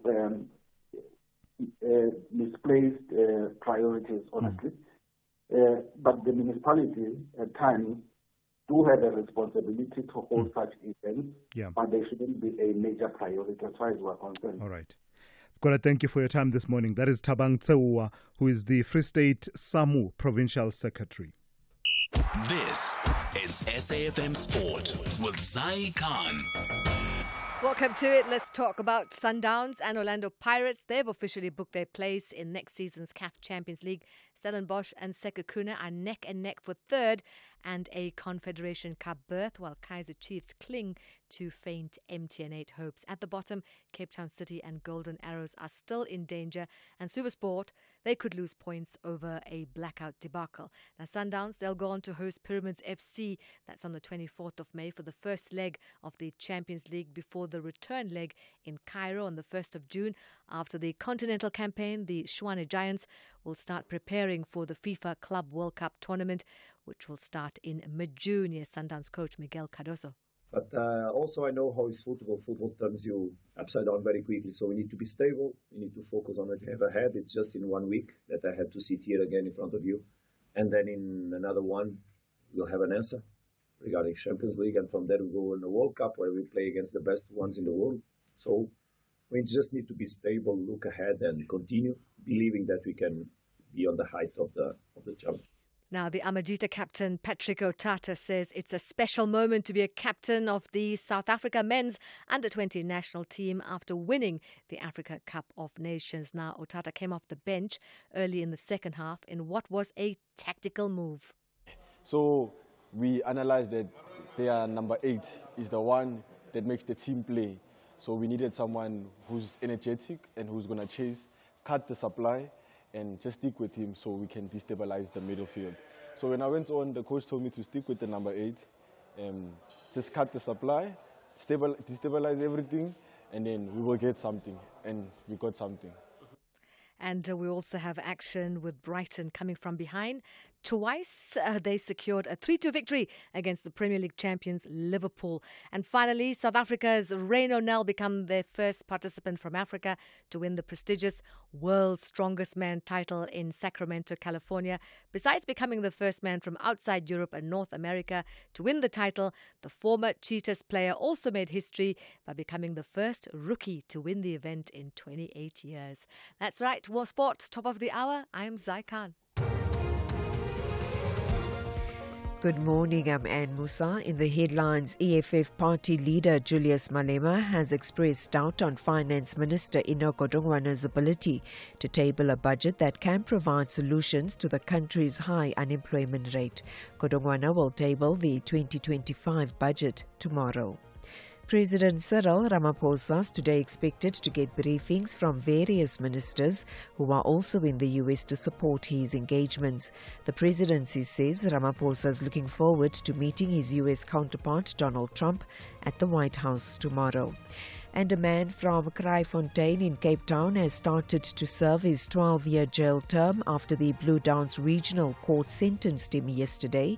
He had been found guilty of downloading and distributing hundreds of images and videos of child pornography. I'll have details on these and other stories at 8. SAFM, guiding you through the rush hour traffic. Good morning. Kicking off in Tshwane this morning with a power outage in the Valhalla Clubview area, substation on fire. And there's also a fallen cable along the sort of old Johannesburg route. It's probably related to the substation issue, I guess. But there's a lot of traffic just sort of south of Valhalla. A lot of traffic disruption there. Lights are off in Pretoria East along parts of Solomon Mhlanga around the Rubenstein Road junction. Maybe further afield as well. Solomon Mhlanga coming from Silver Lakes down through Pretoria East down towards sort of Delmas Road, if you like. There's a lot of traffic backlogging in that area, heavier than normal. And lights are still on the R21 at Monument Park, so some additional delays that side of Tshwane as well today. Joburg's highways, a little bit of traffic jamming on that N3. Looks like an issue around the Heldenace. Interchange coming through from Elan's very slow. There's roadworks leaving the airport just out towards Pomona Road and then more towards Tembisa. So there's two stopping points this morning leaving the airport on your way to Pretoria. Durban, a crash on the Southern Freeway inbound near Victoria Embankment. That's the reason for the big queues coming in from the Clarewood side. Also a stationary truck at Key Ridge that's impacting both the N3 from Shongweni and the M13 from Cassia onto the N3 at Key Ridge. It's all very heavily backed up on your way to Pietermaritzburg. Cape Town ahead of the big rain that's due in this morning. Busy conditions across the region. A crash on Baden Powell at Coastal Park, slowing traffic from Mitchell's Plain to Muizenberg. And the R300's probably heavier than you might be expecting. Traffic sitting from Hindle Road right up to Van Riebeek in the Cales River and Stickland area. Rob Byrne, SAFM Traffic. The business update on SAFM. So for this update in Dowling, let's start in the automotive sector, and it's news that we'd rather not hear, given the implications for our economy. Tell me about these reports that are claiming that Nissan could be considering closing down their Rosslyn plant. That's right, Tula. So according to some sources, Nissan is considering closing its assembly plant in Rosslyn, which has been in operation for over 50 years. Now, the potential closure is part of the company's global recovery plan, the one we spoke about last week, which includes reducing staff by 20,000 and consolidating production plants from 17 to 10. Now, the Rosslyn plant, which employs 1,200 people, has been producing the Navara Bakkie, but its production and sales have declined. Last year, the plant produced less than 20,000 units, down from nearly 25,000 units the previous year. The plant's current production capacity is 45,000 units per year, but it is currently operating at a much lower rate. Now, Nissan has denied reports of the potential closure, saying that consultations are still happening internally. The fate, however, of the Rosslyn plant remains uncertain, as the company's new CEO, Ivan Espinosa, continues to implement that aggressive turnaround plan, including consolidating production plants and reducing costs. Yeah, I tell you what, it would be devastating, really, if that were to happen. Just overall, I mean, Rosslyn represents our automotive sector in a significant way. So, I mean, any moves in that direction would really be devastating for us. In vehicle sales, tell me about We Buy Cars. Are they betting on their expansion plans? What's the basis of that? That's right, Tulas. Now, the group says it plans to sell about 23,000 cars per month by 2028. At the moment, it sells just over 15k units, and that's as it plans to really benefit from the growing demand of Chinese vehicles. It says it's positioning itself to capitalize on the growing popularity of those vehicle brands in South Africa, driven, of course, by their competitive pricing and improving quality and stronger post-sale support. Now, the company has noticed a sharp increase in the number of Chinese vehicles being bought and sold through its platforms, with brands like Haval and Cherry leading the charge. According to the company, these brands have made significant efforts to establish solid post-sales service networks, which is critical to building trust with consumers. Now, We Buy Cars believes that the Chinese brands that get post-sales support right will emerge as clear winners in the market. The company sees the growing popularity of these vehicles as a long-term trend and is confident that some of these brands will not only survive but thrive. We Buy Cars has reported higher earnings for the 6 months ended March, driven by these efforts, the expansion efforts, which resulted in higher volumes, increased average unit selling prices, and improved margins and cost efficiencies. The company's revenue increased by 15% to a record 13.1 billion rand, with core earnings jumping over 26% to 508.2 million rands. Lastly, Dowling, how are the markets looking at this hour? Kicking things off in Asia, markets are back in the green, firmly so as the People's Bank of China cut rates in attempt to boost the Chinese economy. And with that, the Shanghai index is up over 0.5%. The Hong Kong Hang Seng, in the meantime, really leading the gains on that front, up 1.4%. In Wall Street, futures taking a knock and in the red, reversing the slight gains recorded in yesterday's session. And then coming back home, sentiment also downbeat, with the all share down 0.14%. On the currency front, though, the rand maintains gains as the dollar trades sideways. It's sitting at 18.08 against the greenback this hour. That's Dowling Lechela. She's always right on the money. She'll be back with another update for you just after 8:30 here on the Morning Brief. The Red Devils want to wrap up the season with maximum points at Old Trafford. Into the box, brilliant, absolutely fantastic. And Mason Mount strikes again. Brilliant stuff from Manchester United. While the Villains want to conclude their good race with a victory. Rodgers turns and sees a knee ball into an Ollie Watkins, and he's touched it home. Ollie Watkins breaks the record. Number 75 for Watkins. This is the bottom half versus top half Premier League clash. Catch Manchester United FC versus Aston Villa FC on Sunday 25 May at 4:30 p.m. Streaming live on SABC Plus and S3. Proudly brought to you by SABC Sport. For the love of the game. This just in, Zandile, a 36-year-old woman, has added an unbelievable 918 rand a month more money to her budget. That's right, she switched to Outsurance and now saves 918 rand a month on her 2024 Cherry Tiggo 1.5 litre. Nice one, Zandile.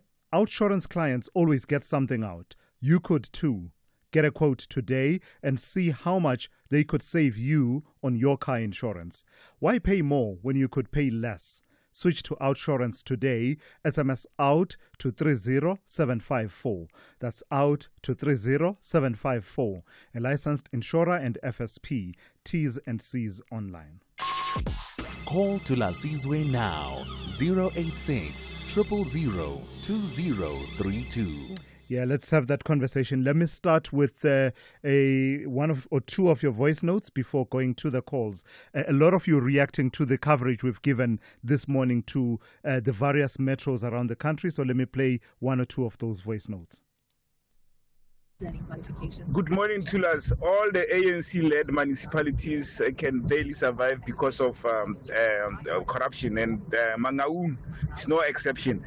Could you please maybe even check Bojanala district that's in Rustenburg in the northwest, or even the northwest province as a whole? Because for me, nothing works there. Like nothing works. All the cities or the towns, small towns are dilapidated. And I always ask myself, how do ANC people fail even to run small town like Lichtenberg? Very small town, one street like town, and then you can't do it. You can't do anything. Like it's ANC people are so incompetent. I'm Joe in Cape Town. Joe, thank you for that. Certainly worth following through. And in a way, starting the build-up really, because next year we do have the local government elections, and all of these themes will come to the fore. You're not the first one to observe that, there's a real crisis. I think the Operation Vulindlela, prioritizing local government in its second phase, talks to that. But the results is what will count, really, not not fancily named operations. What people want is a clear sense that there's a turnaround that is beginning in local government. Morning, Thulas. It's Chris in Camperton. One is very happy that there is a review of the municipalities, particularly with regards to how they are funded. I'm just worried that let's hope political expediency will not trump people's needs, because at front and center should be ensuring that you have got viable and economically growing municipalities rather than political expedient. And secondly, efficiency. You've just made a point that people are spending more but delivering less. And that is what needs to be at center again. How do you ensure that we bring people who are going to improve efficiencies in these municipalities rather than cadres who are just going to fill up position and be just as bigger than themselves? Yeah, thank you for that, Chris. And there's a lot of talk about this review of municipal financing and funding. I wonder what we mean exactly by that.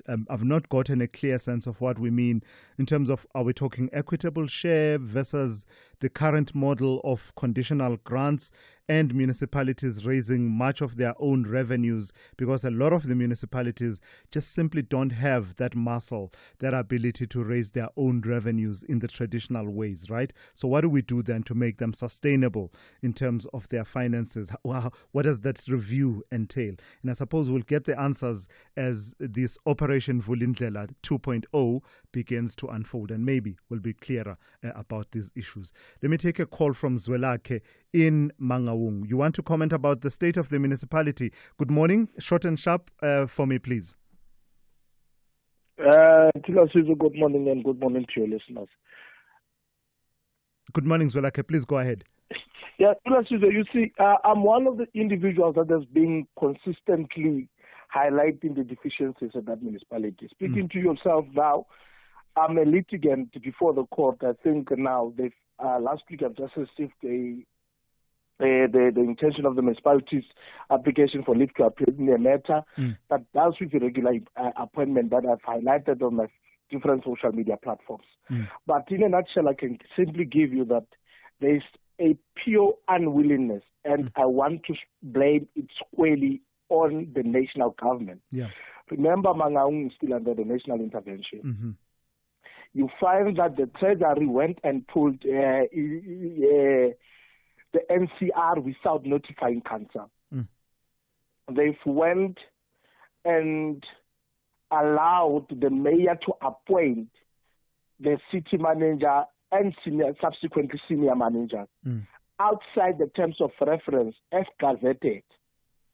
And we've written to Minister Nkaising at the time, I want to believe, the former Gokta minister, about all these deficiencies that are resultative of what we are witnessing today in Mangaung.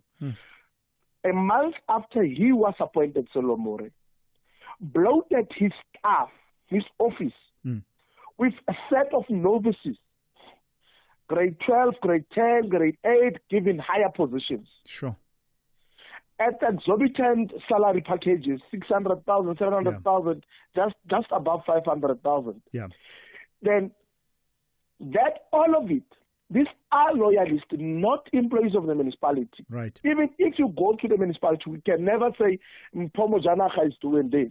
He's called a service delivery specialist. Right. But you go around Mangaung, you look at what is the state of the city in terms of sewer spillages, poor road infrastructure. You say all of those things. Yeah. Then, Yeah, I do need to move on. But what would help, Zwelakhe, if you can share some of the documentation from the litigation. I've put you on hold so that the team can get your details. I would love to read some of that documentation that relates to the litigation that Zwelakhe is talking about there, because there's clearly an issue for us to return to as far as that municipality is concerned. Let me speak to Temba Fosi of the DA in Tshwane. Good morning to you. Short and sharp, you want to respond on the issue of water in the city? Yes, one of the, in fact, the current government missed an opportunity to push and repurpose the funds that have been moved to water tankers instead of making sure that they refurbish these Royal treatment plant. The second part is that the Department of Utilities is leaderless currently in the city because the man is nowhere to be found. This is something that you need to be on hand. When I was MMC of the city of Tshwane, I was on site each and every week because the issue of Hammanskraal, it is something that we wish to forget. It's something that you need to make sure that you are on hand, you are able to update your residents about the progress, each and everything. Because there is a trust deficiency or deficit in the Hammanskraal in the city, what was far more is that to be transparent as possible. You don't necessarily need to hear this from the executive mayor. You need to have an MMC that is on the ground that can be able to speak to residents and update them timeously. Because not anyone needs to be ferrying water through water tankers. They've repurposed all the funds that were supposed to go to the refurbishment on that to water tankers. Who is the beneficiary of those water tankers? Yeah, there's always that question lingering. Thank you for that, Temba Fosi out in Tshwane. Let me go to Albert in Limpopo. You want to talk broadly about municipalities. Short, sharp and direct for me, please. Morning to the and listeners. Good morning. Please go ahead. Yes, most of our municipalities, especially in our Limpopo area, they collapsed, or honestly, Thulasizwe. The service delivery as well is an ongoing issue, and there are critical positions that are not filled as well. And most of the contractors leave the project unfinished. I don't know why, and I don't know what are they doing about it. And our leading party, ANC, they come with all these fancy policies with the implementation, but they're not taking any actions. That is why we have this ongoing problem in our, more especially in our province, Thulasizwe. It's worse, actually. Yeah, no, absolutely. Thank you for that, Albert. And I think some of what Albert is talking about are themes that occur, they recur, across the country, really, in many, many municipalities. In fact, you can write down the problems and then you can just replace the name of the municipality. In a lot of instances, you will find coincidence of many of these problems. Let me go to Mbowana in Mangaung. Good morning to you, Mbowana. You want to talk about the protest in Diepkloof. Short and sharp for me, please. Yes, good morning. It's condolences to the families for the two people that died. Yeah. Look, man, our section of Constitution saying the government should provide housing to the people. But at the same time, the same government don't have land because it's under the private. So why don't we nationalize land so that each and every citizen got a place to live? Because how many people are dying because of these demonstrations that always takes place? Yeah. You understand? Yeah. So you're saying nationalizing the land would resolve these problems? Yeah, we'll solve this problem, including unemployment, housing, and food security in our country. Yeah. But we're not dealing with the problem. Yeah. All right. Mbowana, thank you for that. Certainly a call that has resonated in our political space with certain segments of the political landscape, more prominently the economic freedom fighters over the period of its existence since it was established. Let me take a call from JCK Kawunda in Musina. Good morning to you, JCK. You want to talk about unemployment? Yes, Thulas, are you on? Yes, I'm well. Please go ahead. Thulas, lack of political will and caring are the buzzwords that are compromising us dearly. South African unemployment is man-made crisis. Sure. Thulas, visionary leaders pave way for their future children and their children's children. You understand? Yeah. Look now, China malls, check China malls from Durban up to Musina. The China malls, when they were built or erected, it was a way to alleviate unemployment for our youth. Look who's working at that China malls. Look, 3/4 of those people who are working there are illegal immigrants. Sure. Look at other outlets, retail outlets. Who's working there? Instead of employing our youth, our government is failing to do that. The late Tito Mboweni, the minister, spoke about it. You understand? Yeah. But now, even now, the government is doing nothing about it. Then it shows that we've got a power vacuum of leaders. We don't have leaders.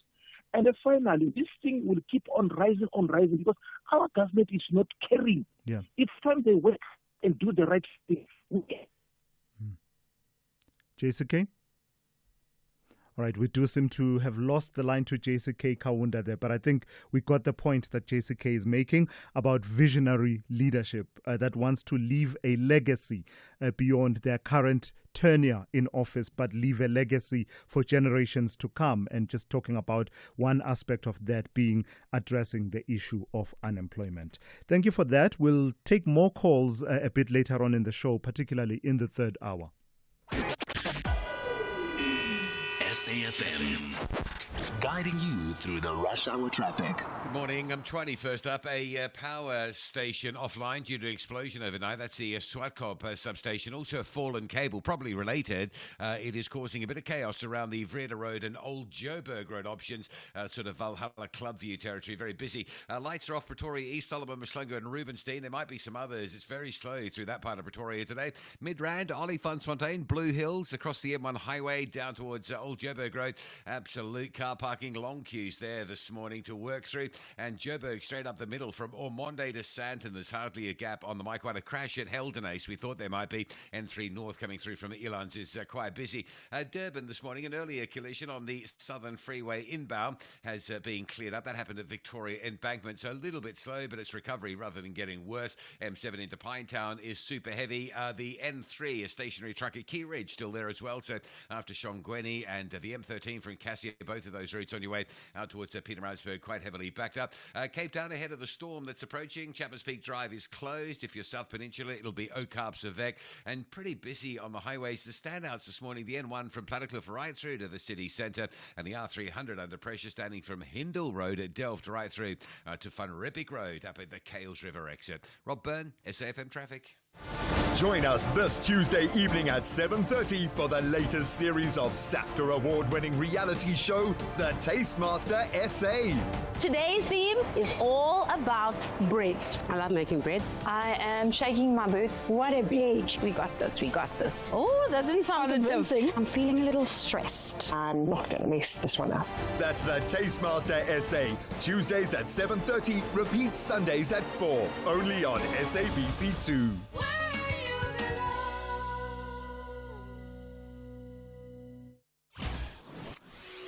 SAFM. Prime time all day long. 6 minutes to 8. The country's middle class is teetering on the edge, at least financially. While defaults may not yet be surging, the latest Debt Busters report reveals a more insidious crisis unfolding behind closed doors. Thousands of families earning between 10,000 Rand and 35,000 Rand per month are quietly slipping into financial distress, scraping by each month by slashing essential spending and leaning on short-term debt. These households, often excluded from government aid, are depleting their future to survive the present. That's what we are told. Let's speak now to Benay Sega, who is executive head of Debt Busters. Good morning to you, and thank you for your time. So what are the full contours of the personal finance and debt crisis that are revealed in your latest report for the first quarter of 2025? We paint a very grim picture just listening to you. I think we have to put it in context, perhaps. I think going into 2025, at the end of 2024, we were all feeling very buoyant, very optimistic, much more confident compared to how we went into 2024. If you recall, about a year and a half ago, there was endless load shedding, and we really didn't know what would happen with the elections. There was food inflation and all of that. So I think going into 2025, we thought that most of those things were settled and the picture would look a bit better. I think what we saw in Q1 2025 is that it is a little bit better in some aspects, particularly for consumers who are able to access the so-called two-pot retirement system. I think it has provided some good cash flow relief for those consumers. But I think that for many, it's been very difficult. What we see is about 9 in 10 applicants for debt counseling had a personal loan. And generally, personal loans are a pretty good indication of, people really trying desperately to make ends meet. There's a shortfall of cash, and that's what they go for. We also saw that consumers who applied, they needed about 7 out of 10 rand, 69% of their take-home pay to service their debt levels. That is very high. It's the highest level we've seen since 2017. So, we were hoping for better results. We didn't get them, and hopefully, during the course of the year, the picture will become a bit more positive. So there's a strong focus in this report on the so-called working stretched, which is a category of employee or income earner. Tell me about that category and why you're focusing on them and how they are getting by and coping with rising cost of living. Yeah, I think particularly those earning from, taking home 20,000 rand or more, they've been under a lot of pressure since essentially the pandemic started 5 years ago, and we're fully 5 years into it. I say into it because normally it takes about 10 years to see the full impact of this. I think what's happened over that period is our economy hasn't really recovered. And those fortunate enough to still hold jobs have been supporting since that period a wider number of family members. They're now supporting at least 3 generations, in some cases wider number of family members.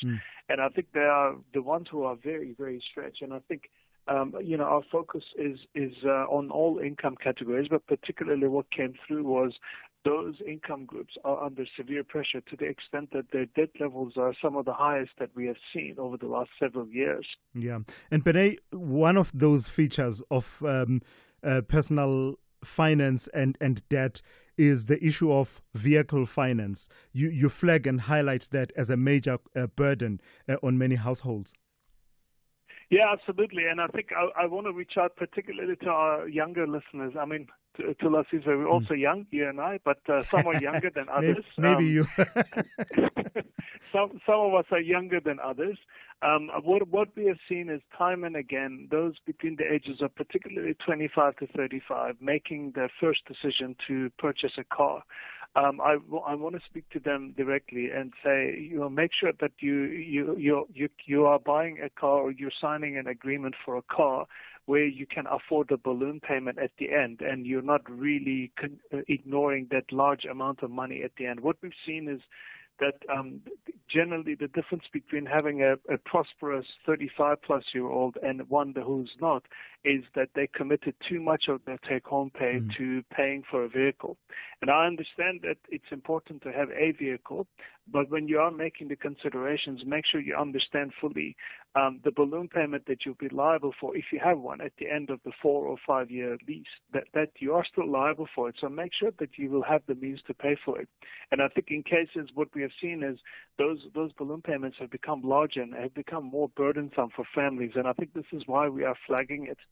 All right, I've got to thank you for your time and your insights this morning. That's Benay Sega, who is the executive head of Debt Busters. Brings us to 8 a.m. sharp. Let's go to N. Musa with the latest news. Outsurance will go out of their way to try and save you money on your car insurance. If they can't, ask for 500 rand. SMS out to 30754. Now that's good news.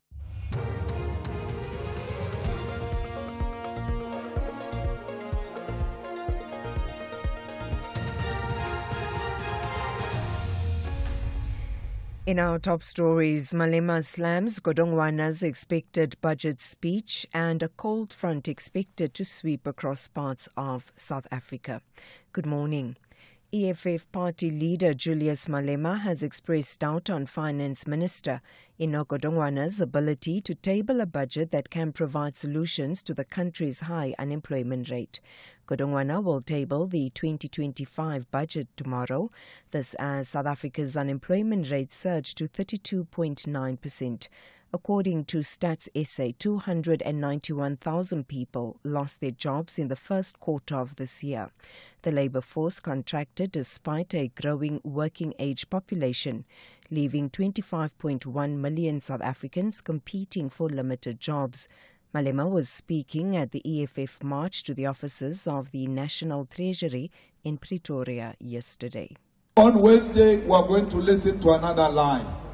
There will not be a plan to create jobs.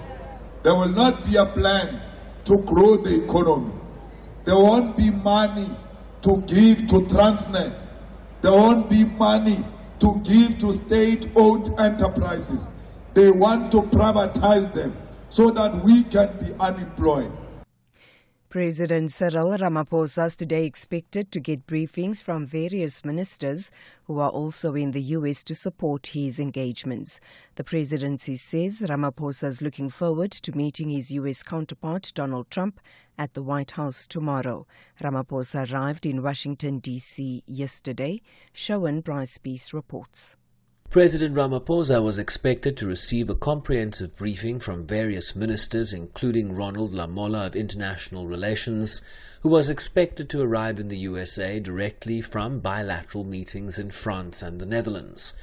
While there are a number of vexing issues, including the Afrikaner refugee matter, the delegation is laser-focused on moving the economic relationship forward, either within the AGOA framework or ironing out the beginnings of a fresh bilateral agreement in the context of the well-established transactional nature that the current occupant in the White House prefers. Trade, Industry and Competition Minister Parks Tau is expected to be central to those discussions as well. Meanwhile, Trump has signed a bill that makes it illegal to post intimate images online without consent. The Take It Down Act criminalizes the practice known as revenge porn. Whether the material is real or artificial intelligence generated, those found guilty could now face up to 3 years in prison. Under the new law, social media platforms and websites are required to take down non-consensual intimacy imagery within 48 hours of notice from a victim. It also requires platforms to make reasonable efforts to remove copies of the images or reposts. Back home, a man from Kraaifontein in Cape Town has started to serve his 12-year jail term after the Blue Downs Regional Court sentenced him yesterday. He had been found guilty of downloading and distributing hundreds of images and videos of child pornography. Western Cape National Prosecuting Authority spokesperson Eric Ntabazalila says the man entered a plea agreement with the state. The Blue Downs Regional Court ordered his name to be entered into the National Register of Sex Offenders and declared him unfit to possess a firearm after he pleaded guilty to illegally downloading and distributing hundreds of images and videos of child pornography. He was also convicted on 2 counts of illegal possession of a firearm, 2 counts of illegal possession of ammunition, 2 counts of cruelty to animals, and restricted activity involving threatened or protected species without a permit. And finally, the South African Weather Service has issued an alert for strong and damaging winds in parts of KwaZulu-Natal tomorrow. This as a cold front sweeps across parts of South Africa from today. The Western Cape, Eastern Cape, Northern Cape, Free State and even Lesotho will see a sharp drop in temperatures, possibly heavy rains and snow. Forecaster Tukelo Tshwane has urged the public to take the necessary precautions. At the moment, we are expecting those damaging winds to be in some parts of the province as well as along the coast of KwaZulu-Natal. If the temperatures are going to be as cold as we expect them, we might even be giving heads up for those who are staying over the mountainous areas because they might be getting some snow. So we're just waiting for the cold front to make landfall, then we can determine how strong and how cold it drops the temperatures. Recapping the top story, EFF party leader Julius Malema has expressed doubt on Finance Minister Enoch Godongwana's ability to table a budget that can provide solutions to the country's high unemployment rate. Godongwana will table the 2025 budget tomorrow. For SAFM News, I am Anne Musa. Those were the top stories for this hour. Don't miss out on a possible car insurance saving. SMS out to 30754 for a quote. Outsurance, where you always get something out. With all the recent headlines, it's time for some good news. A 25-year-old man, Tyler, is smiling all the way to the bank. He switched to Outsurance and now saves a whopping 718 Rand a month on the insurance for his 2021 Ford Figo 1.5. Outsurance clients always get something out. You could too. Get a quote today and see how much they could save you on your car insurance. Make today the day you switch and save with Outsurance. SMS out to 30754. That's out to 30754. A licensed insurer and FSP. T's and C's online. It's a very good morning to you. In your SFM sports headlines, soccer action. Mamelodi Sundowns officially turned their attention to the CAF Champions League, where they'll be taking on Simba FC. And we've got the champions of Under-20 AFCON, Amajita, touching down at around 10 a.m. this morning. Details just before 8:30. SAFM, guiding you through the rush hour traffic. Just getting some tweets coming in now, confirming how terrible the traffic is in Centurion. A substation explosion overnight, Swartkop substation. So between Valhalla and Clubview, there's a lot of congested routes, particularly Vrede Road and the busy Old Joburg Road under pressure. Mid-Rands, Olifantsfontein, moving out of Blue Hills across towards the highway. Really heavy backlogs there this morning. N12 arriving from Boksbergen, but only quite slow through the Edenvale exit in towards Galilees. And a breakdown now on the N3 north at Van Buren. So again, traffic stays backed into the Ilans interchange. Durban's M4 through Umbilo Kongela into the city centre. That stays heavy. The N3 stationary truck being with us all morning at Key Ridge. It's still heavy from Shongweni as you try to get through that direction. Pietermaritzburg. Cape Town's R300 north to Van Riebeek, busy but easing. And the N1 inbound. A lot of traffic this morning, sitting from Platte to Cliff Hill all the way through to the elevated freeway. And if you're southern suburbs, wondering what's going on Main Road up through Claremont Newlands, it's the traffic lights up by the stadiums there, Main Road and Dean Street offline. Rob Byrne, SAFM Traffic.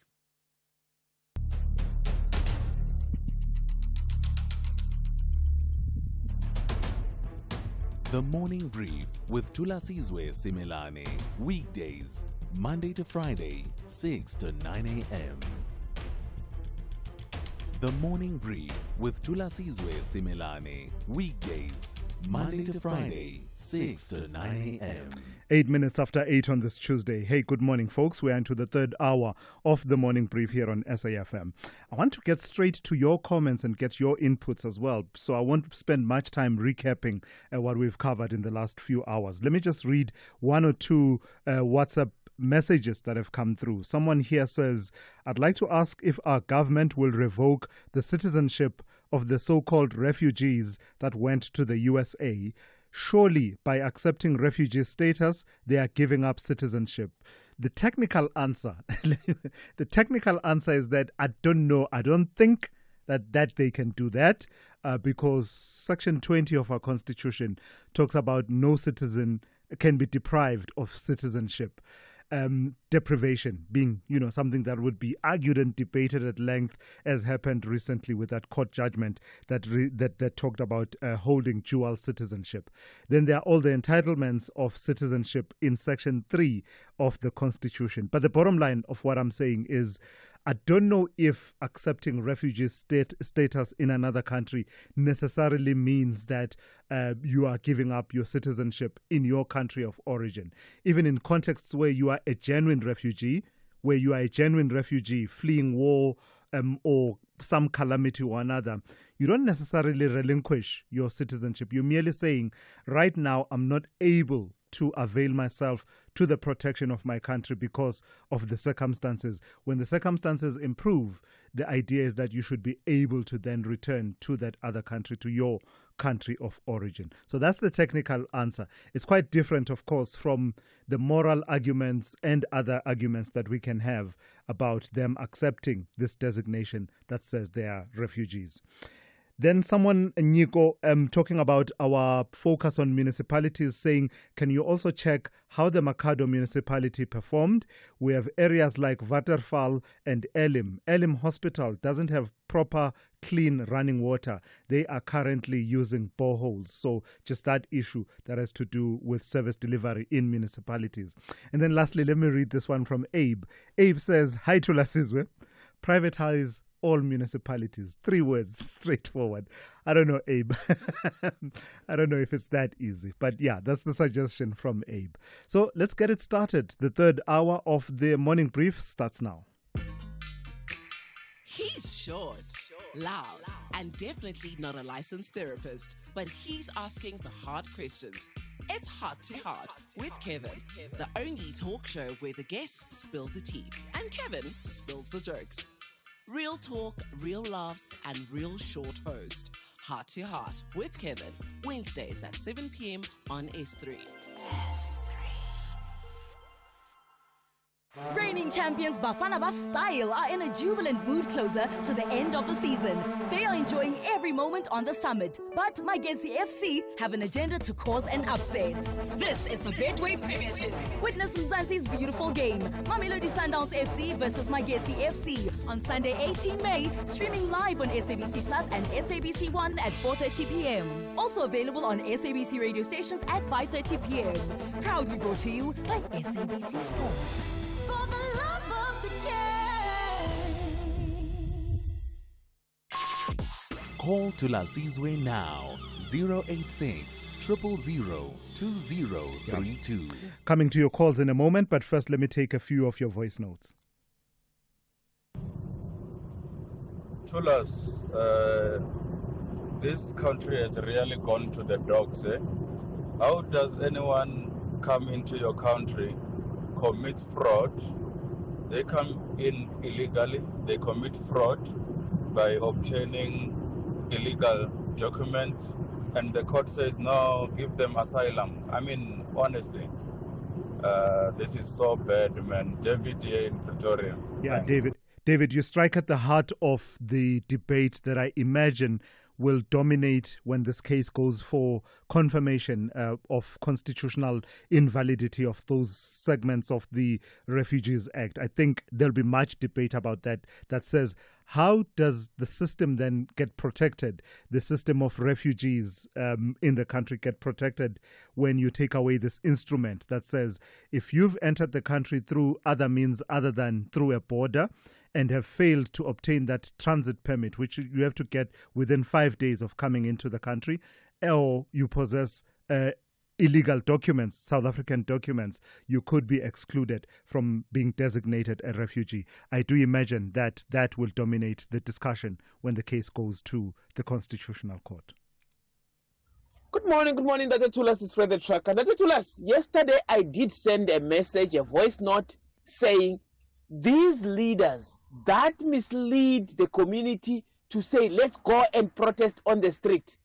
The trucks are not carrying the land. They've got nothing to do with that issue that they are fighting for, even if it is genuine. You cannot be going into this. Now 2 people are dead. Whose responsibility is it? That man, where is he now? Is he going to come and say, why did the driver do this and that? You were on the road. Yarr!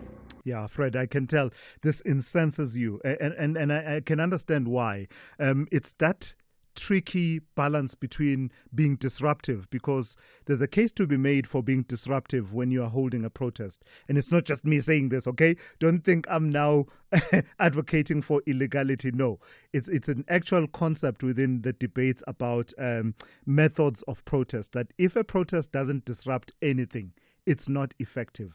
But disruption being peaceful is one thing. You can be disruptive while you are peaceful, and we've learned these nuances over, many, many years.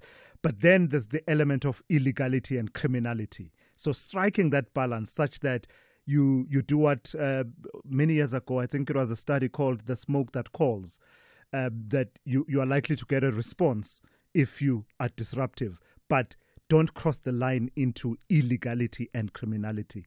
It's just a slight, civil disobedience versus you becoming and engaging in criminality. Ntsako in Cape Town, good morning. You want to talk to me about the issue in Hammanskraal? Straight to the point, please. Good morning, Thulas and the listeners. I was listening with interest while you were quizzing the mayor of Tshwane to commit to a deadline with regard to water provision and Hammanskraal. And then I was fascinated by a call by the gentleman who claimed to have been from the DA. Yes, from the DA.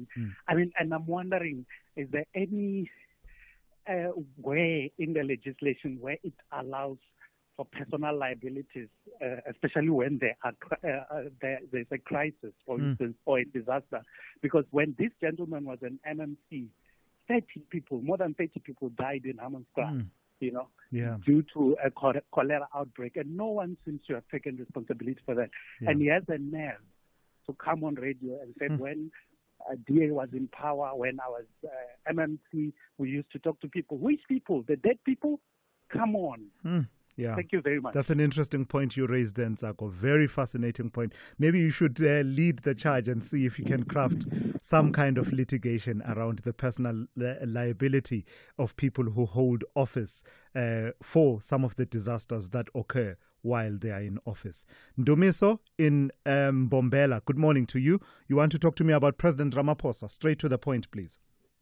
How are you, Khotmane? Very well. How are you? Please go ahead. It's a pleasure talking to you, Khotmane. Let me get to the point. Khotmane, I believe our president and the team are going to the state with a wrong agenda. I mean, Ramaphosa's Trump's intelligence have already know that South Africa is not genocide. So I think our president is going to convince Trump with the wrong agenda. Instead of going to America talking about the case, the Israel case. Yeah. They are going to talk about what's happening in South Africa. I mean, we all know that there's nothing such that we're killing white farmers in South Africa. Yeah. I think Trump knows that. Yeah. Yeah. It doesn't matter. The facts don't really matter, is what you're saying. Yes. Yeah. All right, Ndumiso, thank you for that. Thank you, Khotmane. That's Ndumiso in Mbombela there. By the way, folks, you heard for yourselves, Ndumiso calls me Grootman, okay? Grootman, and I gladly embrace that. To the other callers who are holding, we will come back to you, but we do need to take a quick break. Wow, cool catch! Elmo thinks Elmo's friends are great! Thanks, Elmo! I like how you cheer and encourage your friends, son. Elmo likes it too. Elmo, you are special. Who you are matters Because we're all special. Tune in to see what makes you special for the all-new episodes of Takalani Sesame, weekdays at 3 p.m. on SABC2.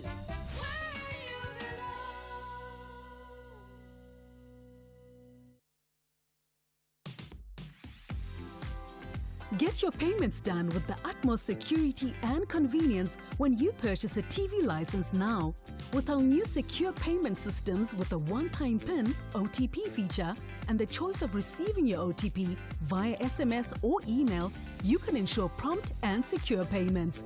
The additional use of capture will protect you against spam and automated data attractions. With TV licenses, you can enjoy watching all your favorite shows or movies that matter to you. Get yours today. Visit www.tvlic.co.za. The Red Devils want to wrap up the season with maximum points at Old Trafford. Into the box, brilliant, absolutely fantastic. And Mason Mount strikes again. Brilliant stuff from Manchester United.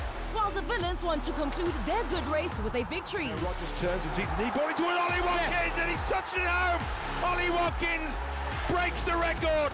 Number 75 for Watkins. This is the bottom half versus top half Premier League clash. Catch Manchester United FC versus Aston Villa FC on Sunday 25 May at 4:30 p.m.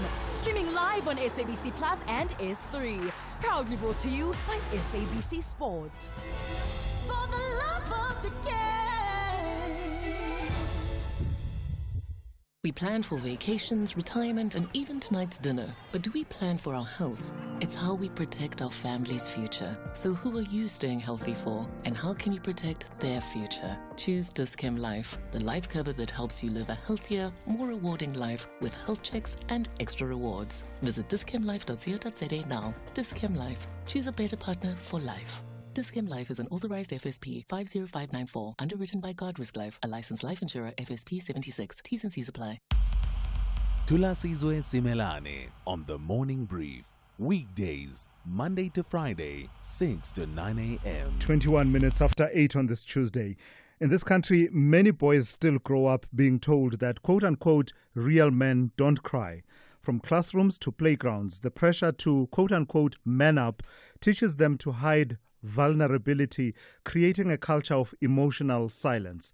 As we observe both International Mental Health Month and the International Day of the Boy Child in May, the question arises, are we giving boys the emotional support they need to grow into healthy, whole men? Let's pick up that conversation with Jaco van Schalkwyk, who is founder of the Character Company. Good morning to you, Jaco, and thank you for your time. So, I mean, naturally, because it is a tough fate to be a girl child in South Africa, becoming a woman in our society. Are we inadvertently neglecting the social inputs that we need to be making into the boy child, into molding the boy child and shaping their character and also their emotions as they grow and learn to exist in our society, which admittedly is tougher for girls? I think the answer to that is a definite yes. And if we just look at the environment that we are in our country, if we look at the statistics around fatherlessness that affects boys and girls, but if you look at the outflowing effects around just stuff, we talk about men's mental health and the rate of suicide under men, the rate of gender-based violence, all of those things, it shows us that somewhere along the line we have shifted past the balance of giving boys and girls the attention they need and kind of shifted everything into the one section, and there's been over the years a big focus on the girl child. And in that space, we've neglected the boy child. And unfortunately, we should have made more effort to balance that out so that we don't sit with the imbalance that's creating a society that's very, very skewed and very difficult at the moment. Why is that important to strike that balance? Someone listening might say that that's very rich because these are boys who become men in society who are just from the get-go already advantaged by virtue of, being men in South Africa in a patriarchal society, and then some of them going on to engage in some of the behavior, that we frown upon as a society. So why is it important to also take along the boy child on this journey? I think because we make that statement easily because we just take it on face value. We are assuming that boys have an advantage just because of the society, because of, whatever historical facts we want to base it on. We are not taking into consideration what is the deeper effects of that society and what is the enormous pressure that's being placed on boys in the process. Boys and girls both deserve attention into the stuff that they need to grow up to be the best versions of themselves. The development stages for boys and girls are different, but they are very, very important for both of them. And so we need to focus on both of those areas. If we just pay attention to the one, we're neglecting the other, and we are creating an imbalance, which means we are creating a very strong society of women that's not going to be able to find husbands or men in that space because men are just going to be so neglected and so emotionally stunted in the process, which is often the case at the moment. There's a lot of pressure on young boys and men. And the problem is with our society is we kind of expect things to just happen automatically. We've become a society that just thinks like, oh, well, it just takes too much effort. I've got too much stuff going on my own. I don't have to contribute to this. Someone else will fix it. And so we are leaving behind a whole generation of boys that have no guidance, no men or very few men that's intentional about mentoring them or fathering them. And then we have a society where these young boys are looking at us as an example, and they're following the examples that we're setting. And then we're upset because the statistics is horrible. Because, so that creates why is that? A vicious cycle of sorts. Exactly. Tell me about this concept of emotional illiteracy. I heard you talk about that concept. How does it manifest? So the challenge with this is that we typically do not pay attention to understanding our emotions. Now, this is, we work with boys, and so I can't speak for girls in this space, but for boys it means that from a young age, we are not talking about the fact that I'm having an emotion, I don't understand it, so what does it mean? And so if we don't start focusing on that for our young boys, then it means that at some point we have lost touch with what does the emotion mean. And so a whole bunch of emotions that we can't explain, that is just boiling up and, under the surface at some point explodes. And that explosion, I think, is often what causes the statistics around gender-based violence and just the general violence we're having in our country. And there's no excuse for it. But again, we have to look at ourselves and going, what are we doing to change that? Am I teaching a young generation of boys from an early age that the emotions are okay. The emotions are valid. It's there. You can't pretend it's not there. And they have no control over that. But what they do with those emotions, they've got all the control in the world about that. So if I get angry, what do I do with my anger? Do I understand that it's anger? It's not just sadness. It's not just frustration or whatever it is.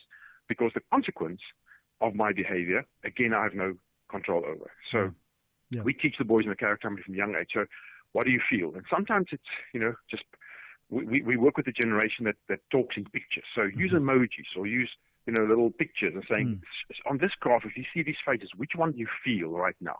Or explain to me, and even if you don't have the words, so like, part of our process is like, tell me how you're feeling, even if it's just a sound and a facial expression. And so we're slowly teaching boys to say, this emotion that I'm having has got a name, or there's a feeling attached to it that I can identify.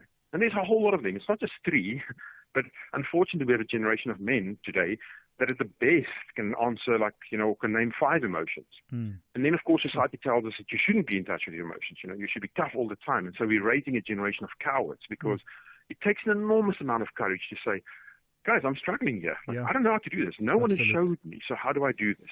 And that's what we need to focus on. All right, I've got to thank you for your time. You've raised the conversation, it's a conversation that should proceed, and we should continue to create spaces for us to have these conversations. That's Jaco van Schalkwyk. He's the founder of the Character Company. This is SAFM Sport with Zai Khan. Hey, good morning to you, Zai. Simba is a lion in a movie somewhere. And who will have the final roar? Well, I can tell you this much, that Sundowns are riding high. Their coach Miguel Cardoso has an actual game plan. So you can forget the clause. Sundowns are just bringing the boots, the brains and the brilliance. Let me tell you, this is going to be exciting come Saturday, the 24th of May. It's the first leg of the Champions League, and there'll be a return leg in Cairo on the 1st of June.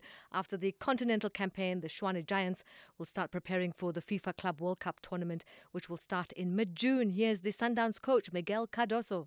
But also I know how it's football. Football turns you upside down very quickly. So we need to be stable. We need to focus on what we have ahead. It's just in 1 week that I have to sit here again in front of you. And then in another one, we'll have an answer regarding Champions League. And from there we go in the World Cup where we play against the best ones in the world. So we just need to be stable, look ahead and continue believing that we can be on the height of the challenge. And the Amadita captain, Patrick Otata, says it's a special moment to be captain of the South Africa men's under-20 national team after winning the Africa Cup of Nations. Amadita have bounced back excellently from that opening loss to Egypt to win the tournament. Otata, a Cape Town City player signed from TS Galaxy, says it's all about how you finish. It's not about how you start, but how you finish. Because when we lost to the host, we were told that we have no chance of winning this. No one believed in us. But like I said, we use that as motivation. So to the younger ones that are coming up, I just want to say, never give up. Where there's God, there's always a way. Keep praying, keep working, and stay humble. Now, SABC Sport can confirm that Asanele Velibai, the captain of Cape Town Spurs, is now a free agent. In accordance with the NSL rules, this follows the Urban Warriors' relegation to the amateur ranks. Spurs entered the final day of the Motsepe Foundation Championship, needing to defeat league leaders Durban City to avoid relegation. Unfortunately, a 1-0 defeat sealed their fate, marking the end of another reputable presence in the professional leagues. Now, finally, South African Raynonel became the first participant from Africa to win the prestigious World's Strongest Man title in Sacramento, California.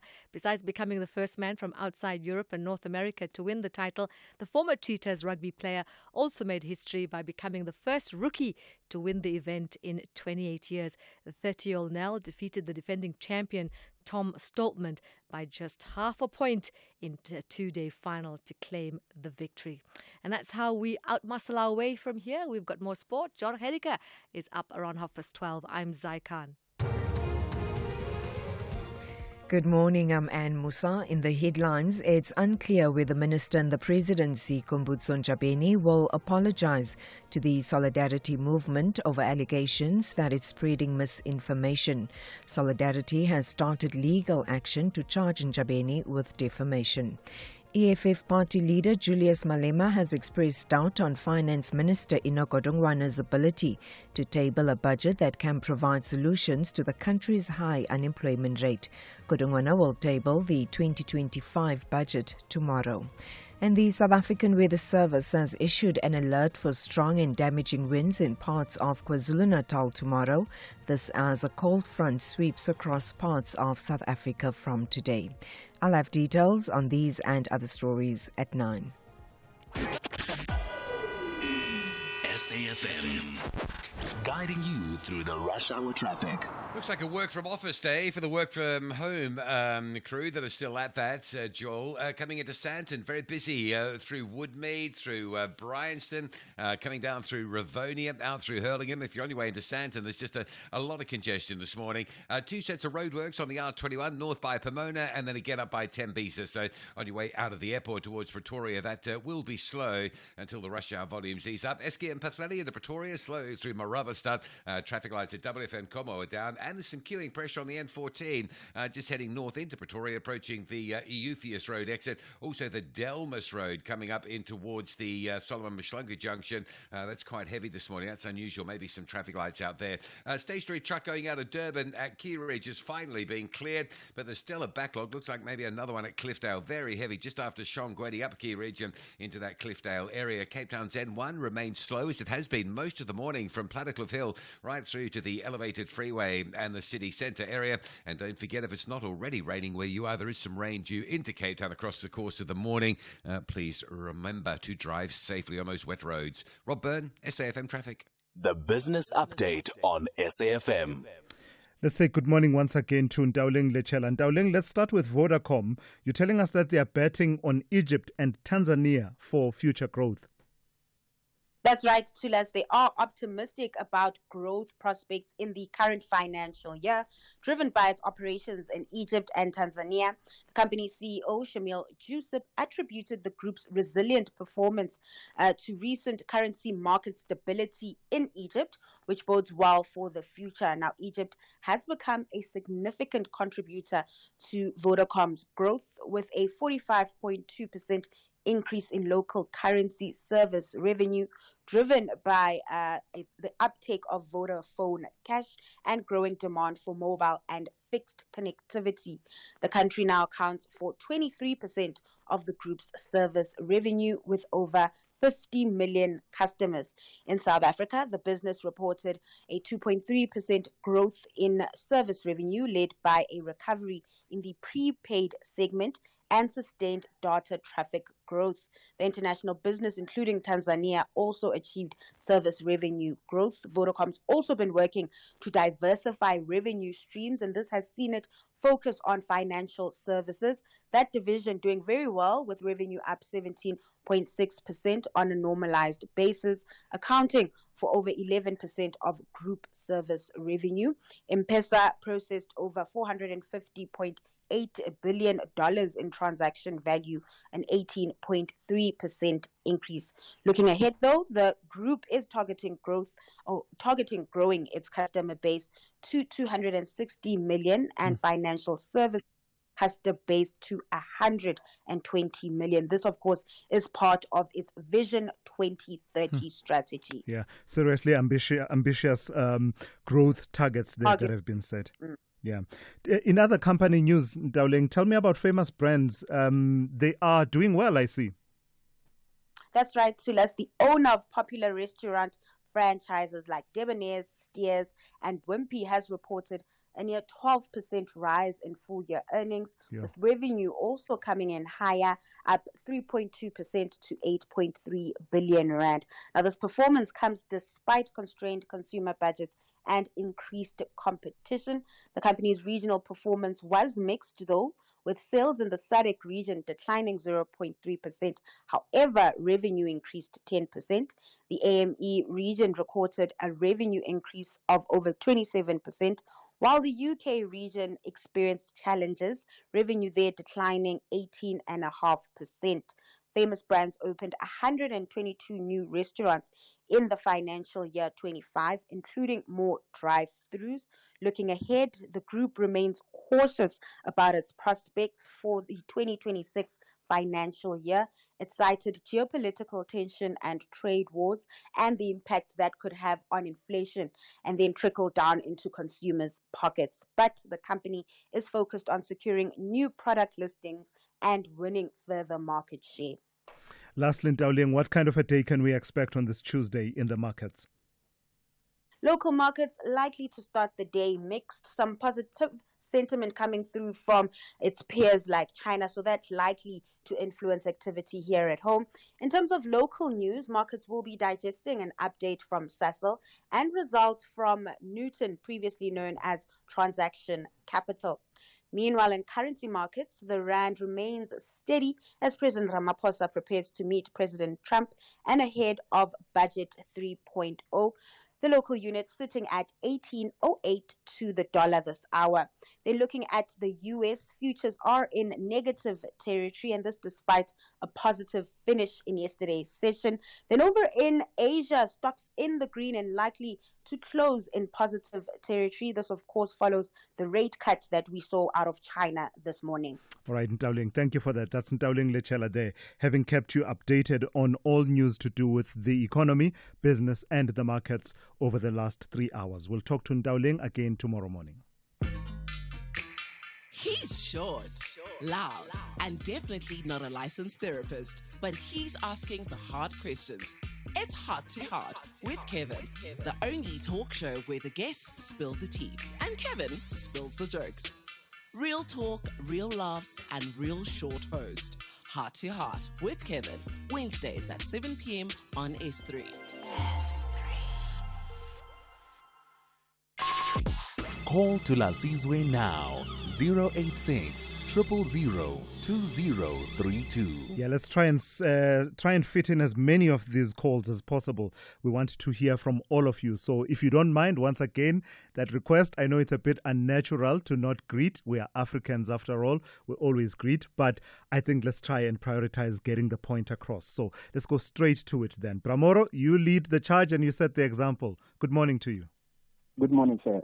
Firstly, if I come from Ghana, step into South Africa and I seek refugee, I'm technically telling the South African government that my life in Ghana is at threat. And for that matter, if the South African government issue me a refugee status, there's a difference between asylum seeker and then a refugee status. The moment I'm granted the refugee status, even if I have the asylum seeker permit, I'm no longer allowed to even possess a Ghana passport. I cannot even go to the Ghana embassy. And if anything happens to Ghanaians in South Africa and the Ghana government wants to send aid, I'm declined from even getting part of this aid. But the moment I get the refugee status, my Ghana citizenship automatically becomes revoked. So this is in reference to the 49 Afrikaners. Yes, 49 Afrikaners. They are not so supposed to even possess even a South African document by now. They cannot go to the South African embassy in the USA for any aid. They are now in I get that part. Sorry, Pramoro. I get that part that says you are saying to us you are under persecution by your home country. So therefore, you availing yourself to the protection of that country contradicts that claim, and therefore your refugee status would have to be revoked. You automatically lose that. The part that I didn't know and didn't understand until what you said now is about revoking your citizenship. That doesn't make sense to me. Your persecution may be temporary in your home country, so why should you lose your citizenship? Okay. When the UN issue you the refugee status, they issue you a refugee passport. You travel around the world with that passport without going to your country of origin. Yes. You cannot go there. So technically, if you go back to my country, Ghana, my life is under threat. Remember, there is no duration whenever maybe I'm under threat from my home country, there's no duration. So hence, you become under the care of UN. They give you the passport, the refugee status without expiry. So that automatically cancels your country of origin identity. And secondly, there's a different identity here. If I legally come into South Africa and apply for a working permit, and through that I naturalize to become a citizen of South Africa, I'm allowed by law to hold dual citizenship. That has nothing to do with cancellation of my Ghana citizenship. So that is what the Supreme Court of Appeal, the Constitutional Court, reintroduced. All right. So the Afrikaners need to lose their citizenship. All right. Thank you for that, Pramoro. But the other nuance there, Pramoro, sadly I didn't raise this with you while I had you on the line, is that technically speaking, there's always that debate. Are those people who went to the United States refugees, as you and I understand refugees per definition? Because the rules you are outlining, Pramoro, apply to an actual refugee recognized by the United Nations. But, I get the feeling that we'll never really get to the end of that debate. Khotso in Midrand, good morning. Also on the issue of refugees. Yes, morning, although you said we must not criticize. Please go ahead, yes. Look, let me do this illegal foreigners from Zimbabwe and Malawi and others who are so ungrateful. What Pramoro, the case study which Pramoro just outlined is perfectly well. There's no problem with this one. But this one of Zimbabwe, I hear illegally. Then you are having your judiciary. Look, my discussion now, our problem is the judiciary. Do you think in Zimbabwe you can go there and be legal and then the judiciary will start to entertain you? Don't entertain those people. But in South Africa, because you have people who call themselves that they are honorable, holier than thou, leave this thing, Thulasizwe. Yeah. Because now and then I hear you want to claim these people are holier than thou, they are semi-god. They are none of their power. In fact, they are worse than you sitting there. Look, in South Africa, our problem is the judiciary. If we had the proper and sound judiciary, we wouldn't have this kind of mess which you are seeing there in the Constitutional Court, you are seeing there in the court on the thing. These people rape, these people kill, these people do all the drug peddling which you are seeing in this country. I hear you, Khotso. Come and sit and entertain them. I hear you, Khotso, and without detracting from your point, you do know, though, that there are many, many Zimbabweans who are in South Africa legally, who hold actual papers. There are many, plenty. How many? I don't have a number, but I know that... People who are here illegally, they're not surpassed 30,000 who are legal. But most of them, they're illegal, Baba. And lastly, Khotso, you know that the judiciary interprets and applies the laws that are written by your politicians in Parliament. Yes. Yeah. I know it. Yes. Okay. So you want to claim that they're holier than thou? No. That's what you want to claim. I'm just suggesting. All right, Khotso, let's leave it there. Not holier than thou. Thank you. That's Khotso in Midrand there. Let me go to Siyabonga in KZN. You want to talk about municipalities? Short and sharp for me, please. Baba Simelane, good morning. Good morning. Please go ahead. I think my input is just to highlight that the collapse of local government is really linked to the funding model. Generally, when we talk about the challenges, we scratch the surface, I'm afraid. Yeah. But if you look at the way local government was established, it's considered as an arena for service delivery. However, when it comes to resources, only 5% of the fiscus is then channeled to local government. Out of the 5%, about 2% will go to metros. Yeah. So the collapse is caused by the way it was structured. Thank you. Yeah. All right. Thank you. That's a great point that Siyabonga is making. And it's part of that conversation.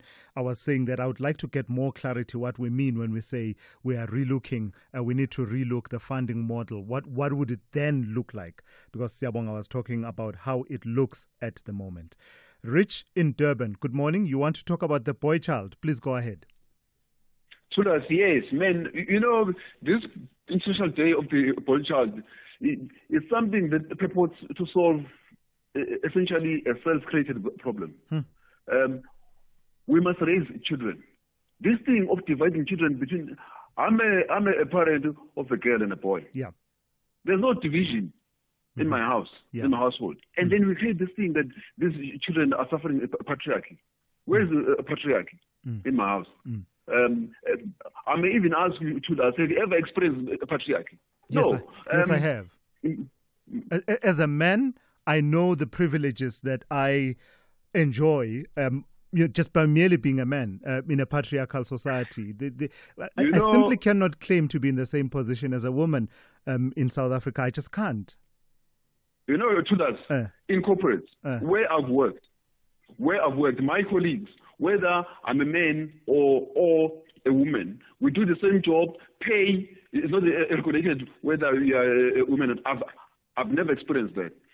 In my house, I'm raising my children in the way I raise them. I don't even want to go into detail, but if you want, when we do soccer practice here in Tiat, in supporting my daughter, we do it both at the same time. When the children are keeping chores, chores are divided according to ability. You see, Rich, that's where you and I can agree that we need to be systematically and consciously and purposefully breaking down those patriarchal barriers that have been there. The way you are talking, that says there is no job for a boy, there's no job for a girl, you are all children in my household, is exactly what people are talking about. Tulas ability. I will never agree to my daughter using a spade in the garden when I have a boy. Ability. Climbing a tree and cutting a tree. I have a boy here standing on the floor. Ability. All right. Physical ability as nature given us. Rich, I've got self-created problems. We're pretending to be solving a problem that we create. International boy child. What is that? Yeah. All right, Rich. Thank you. Children. Let's leave it there. That's Rich in Durban there. I mean, my sense is, and I always make the example of South Africa is crime-ridden. We all face crime, for example. But you honestly cannot say that we have the same experience of crime. As a man, I'm unsafe, but when I say, I can go on the street and run. The other day I was watching a video, I think, on social media, and this woman was really traumatized because as she was out on her run, some guy just came up and basically thought it was okay to touch her. I don't suffer those things when I'm running. Those are the inequalities that are embedded in the system, and you can talk to many, many other experiences, and that is reality. Patriarchy is reality in our country, and the more we own up to it and are conscious about how we address it, the better we will be as a society. Let me play one or two of your voice notes now. Now, how can the callers say the government doesn't have land? The government have hectares and hectares and hectares of land. They are incompetent to work at land, incompetent to provide adequate quality housing. Their planning is poor. They are nowhere. The ANC government is just nowhere. That's why. Yeah. No, I didn't hear that contention about land, so I'm not able to make any input into what you are saying, but I take the point that you are making. Hi, Tulas. Hoping you're well. This is Daniel. Tulas, there's been a huge outcry about the NPA Commissioner, Advocate Shamina Petoi. Please, Tulas, just one of these days, just try and get him on the radar. I think she owes us a lot. Especially with regard to these high-profile corruption cases. Yeah. Please, Mnguni, try and get her on the radio. Thank you. Dear Sisbulelwa Makeke and Mthunzi Maga at Victoria and Griffiths Mxenge building in Pretoria. You heard what the people are saying. It's not me, it is the people. So we await your response. Loud and clear, not the first time that this call has been made for that kind of interaction with the NDPP. SAFM, guiding you through the rush hour traffic. Pretoria first up. If you're on the Delmas Road heading north, it's been quite slow this morning, just sort of coming up towards the Solomon Mhlongo junction. It is a bit sluggish still, although it is moving a lot better. N14 is really heavy. Queues there getting up towards the Euthius Road off-ramp if you're on your way to Pretoria. And coming out of the airport to Pretoria, two sets of roadworks. One, the first one approaching the Benoni exit. There's a queue. And then the next lot, you're back into traffic approaching the Engen services at Tembisa.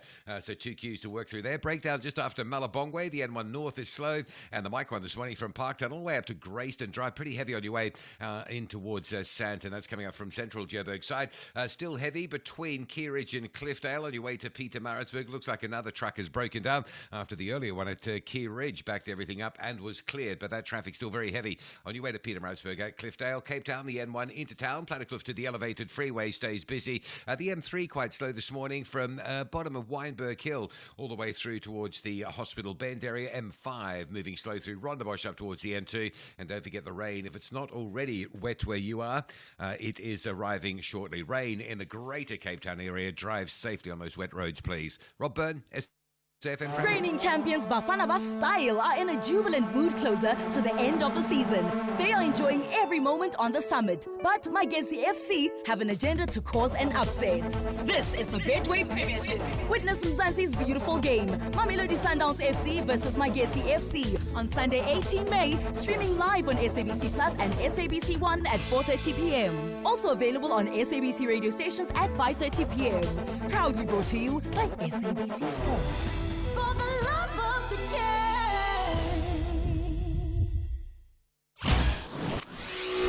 Thulasizwe Simelane on SAFM. Let's end off with news out of the labour sector. The United National Transport Union, UNTU, has signalled its readiness to embark on strike action after wage negotiations with state-owned logistics company Transnet reached a deadlock.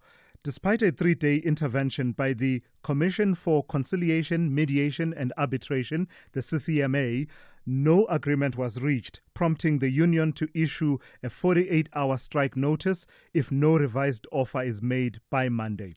So let's speak to Atenkosi Plaki, who is the media liaison officer at UNTU. Good morning to you and thank you for your time. So there's an offer that is on the table. SATAU, the other transport union, has accepted it within Transnet. It's, the way I understand it, 6% in the first year, 6% in the second year, 5.5% in the third year. Why is this offer not acceptable to you?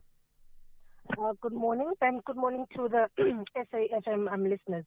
Well, we should take into account before any union goes to the negotiation table, we do have a mandating process that we run. So UNTU and SATAU serve different constituencies and members. So we went through our own mandating process, and what we were mandated to present and table at the negotiation table was 10%, amongst other things. So the reason why the United National Transport Union did not accept that 10%, that wage offer that has been signed between Transnet and SATAU is simply because we were not mandated to do so. And also that agreement that has been signed does not include a non-retrenchment clause. And we've made it clear throughout these conciliation processes that we will not sign any agreement that does not have a non-retrenchment clause, because we understand that there's so many private sector reforms that are currently happening at Transnet and other SOEs if we actually look at it directly. And third of all, it's just an extension of 2022. Since 2022, the cost of living has significantly gone up. So we cannot accept an offer that is signed in 2022 in 2025. It just does not make financial sense to us. Yeah. So tell me a bit more about this non-retrenchment clause. What do you want? Is it linked to the reforms that we've been reporting on extensively that are being introduced as part of what Transnet does in the context of rail and freight in the country? Do you want there to be a clause that says there will be no retrenchments linked to that? Correct. As a labor union, our primary job is to ensure job security. So as we're going forward, we need to ensure that whatever happens at Transnet, whatever happens at PRASA as well, that our members' jobs are safe. Especially taking into account, the unemployment rate has gone up as well. So I don't think we can afford another job loss as well. Is that something that's practicable to have a non-retrenchment clause, given that, retrenchment is governed by that whole principle about operational requirements, that when a company is undergoing financial difficulties, this is one of the measures that it resorts to? Can you really insist on a non-retrenchment clause? We can definitely insist on a non-retrenchment clause, especially when it comes to mandatory retrenchments.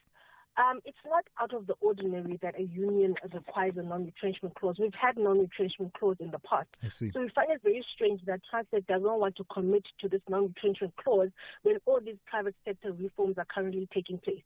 Also, we need to also take into account that government has sold the PSPs as a savior of the day, as the silver bullet that's going to help Transnet get back on its feet, that is also going to create more jobs. So we find it contradictory that then Transnet and its mandate givers, being the government, cannot commit to that non-retrenchment clause. It's simply contradictory to us, which also makes it more important that we do have that clause in whatever agreement that we sign. Yeah. Additionally, Atenkosi, the way I understand it, you also have other demands that have to do with housing allowance, and you'll correct me if I'm wrong, medical aid allowance, as well as the removal of the cap on overtime. Someone sitting out there, not an insider to the workings of Transnet, maybe listening and thinking that you guys are going to make it impossible to manage the wage bill going forward with all of these demands, including the non-retrenchment clause. What would you say to someone who would advance that argument? I would say that maybe ordinary South Africans should also start questioning Transnet.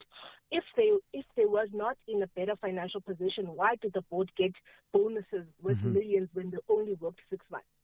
If Transnet is in a bad financial position, then why did they buy wrong equipment that is worth millions of rand? So Transnet keeps on also making these financial decisions, but the blue-collar workers need to suffer at the end.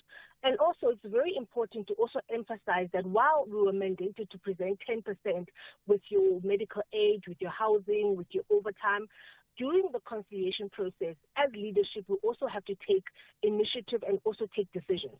So we've moved from that position unmandated, also taking into account that we have to go back to our constituencies and then get a mandate whether they sign or not. On all 3 occasions that we've sat with the CCMA, Ubuntu has moved in, during those several occasions. However, Transnet has stuck to the guns and they've just stuck to that revised offer, which we have been mandated that we cannot sign.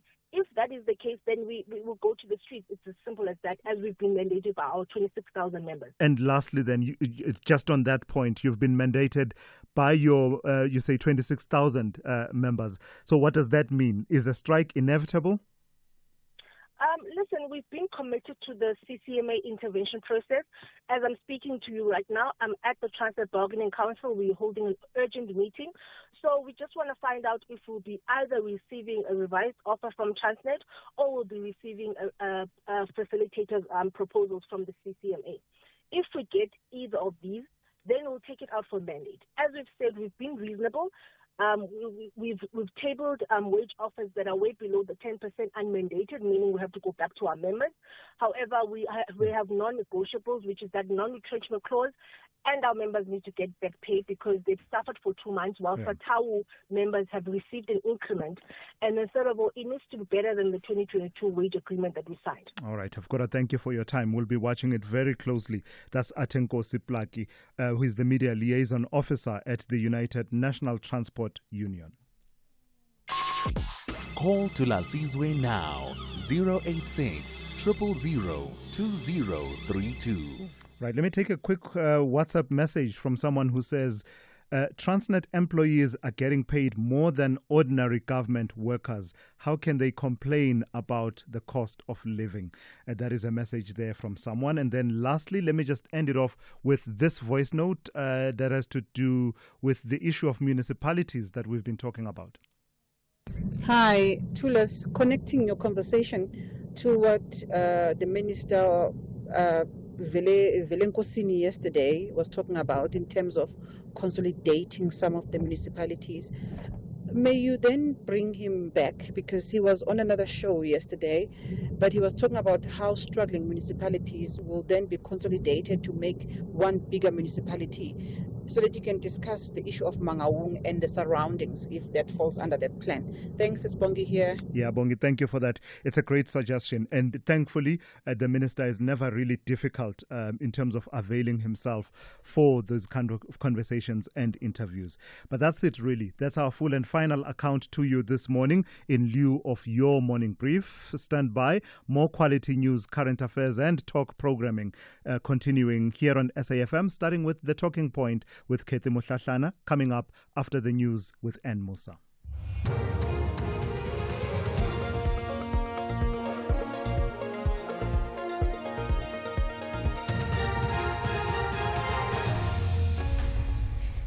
In our top stories, Minister Ntshabeni given an ultimatum to withdraw defamatory statements and Malema slams Godongwana's expected budget speech. Good morning. It's unclear whether the Minister and the Presidency, Kumbutso Ntshabeni, will apologize to the Solidarity Movement over allegations that it's spreading misinformation. Solidarity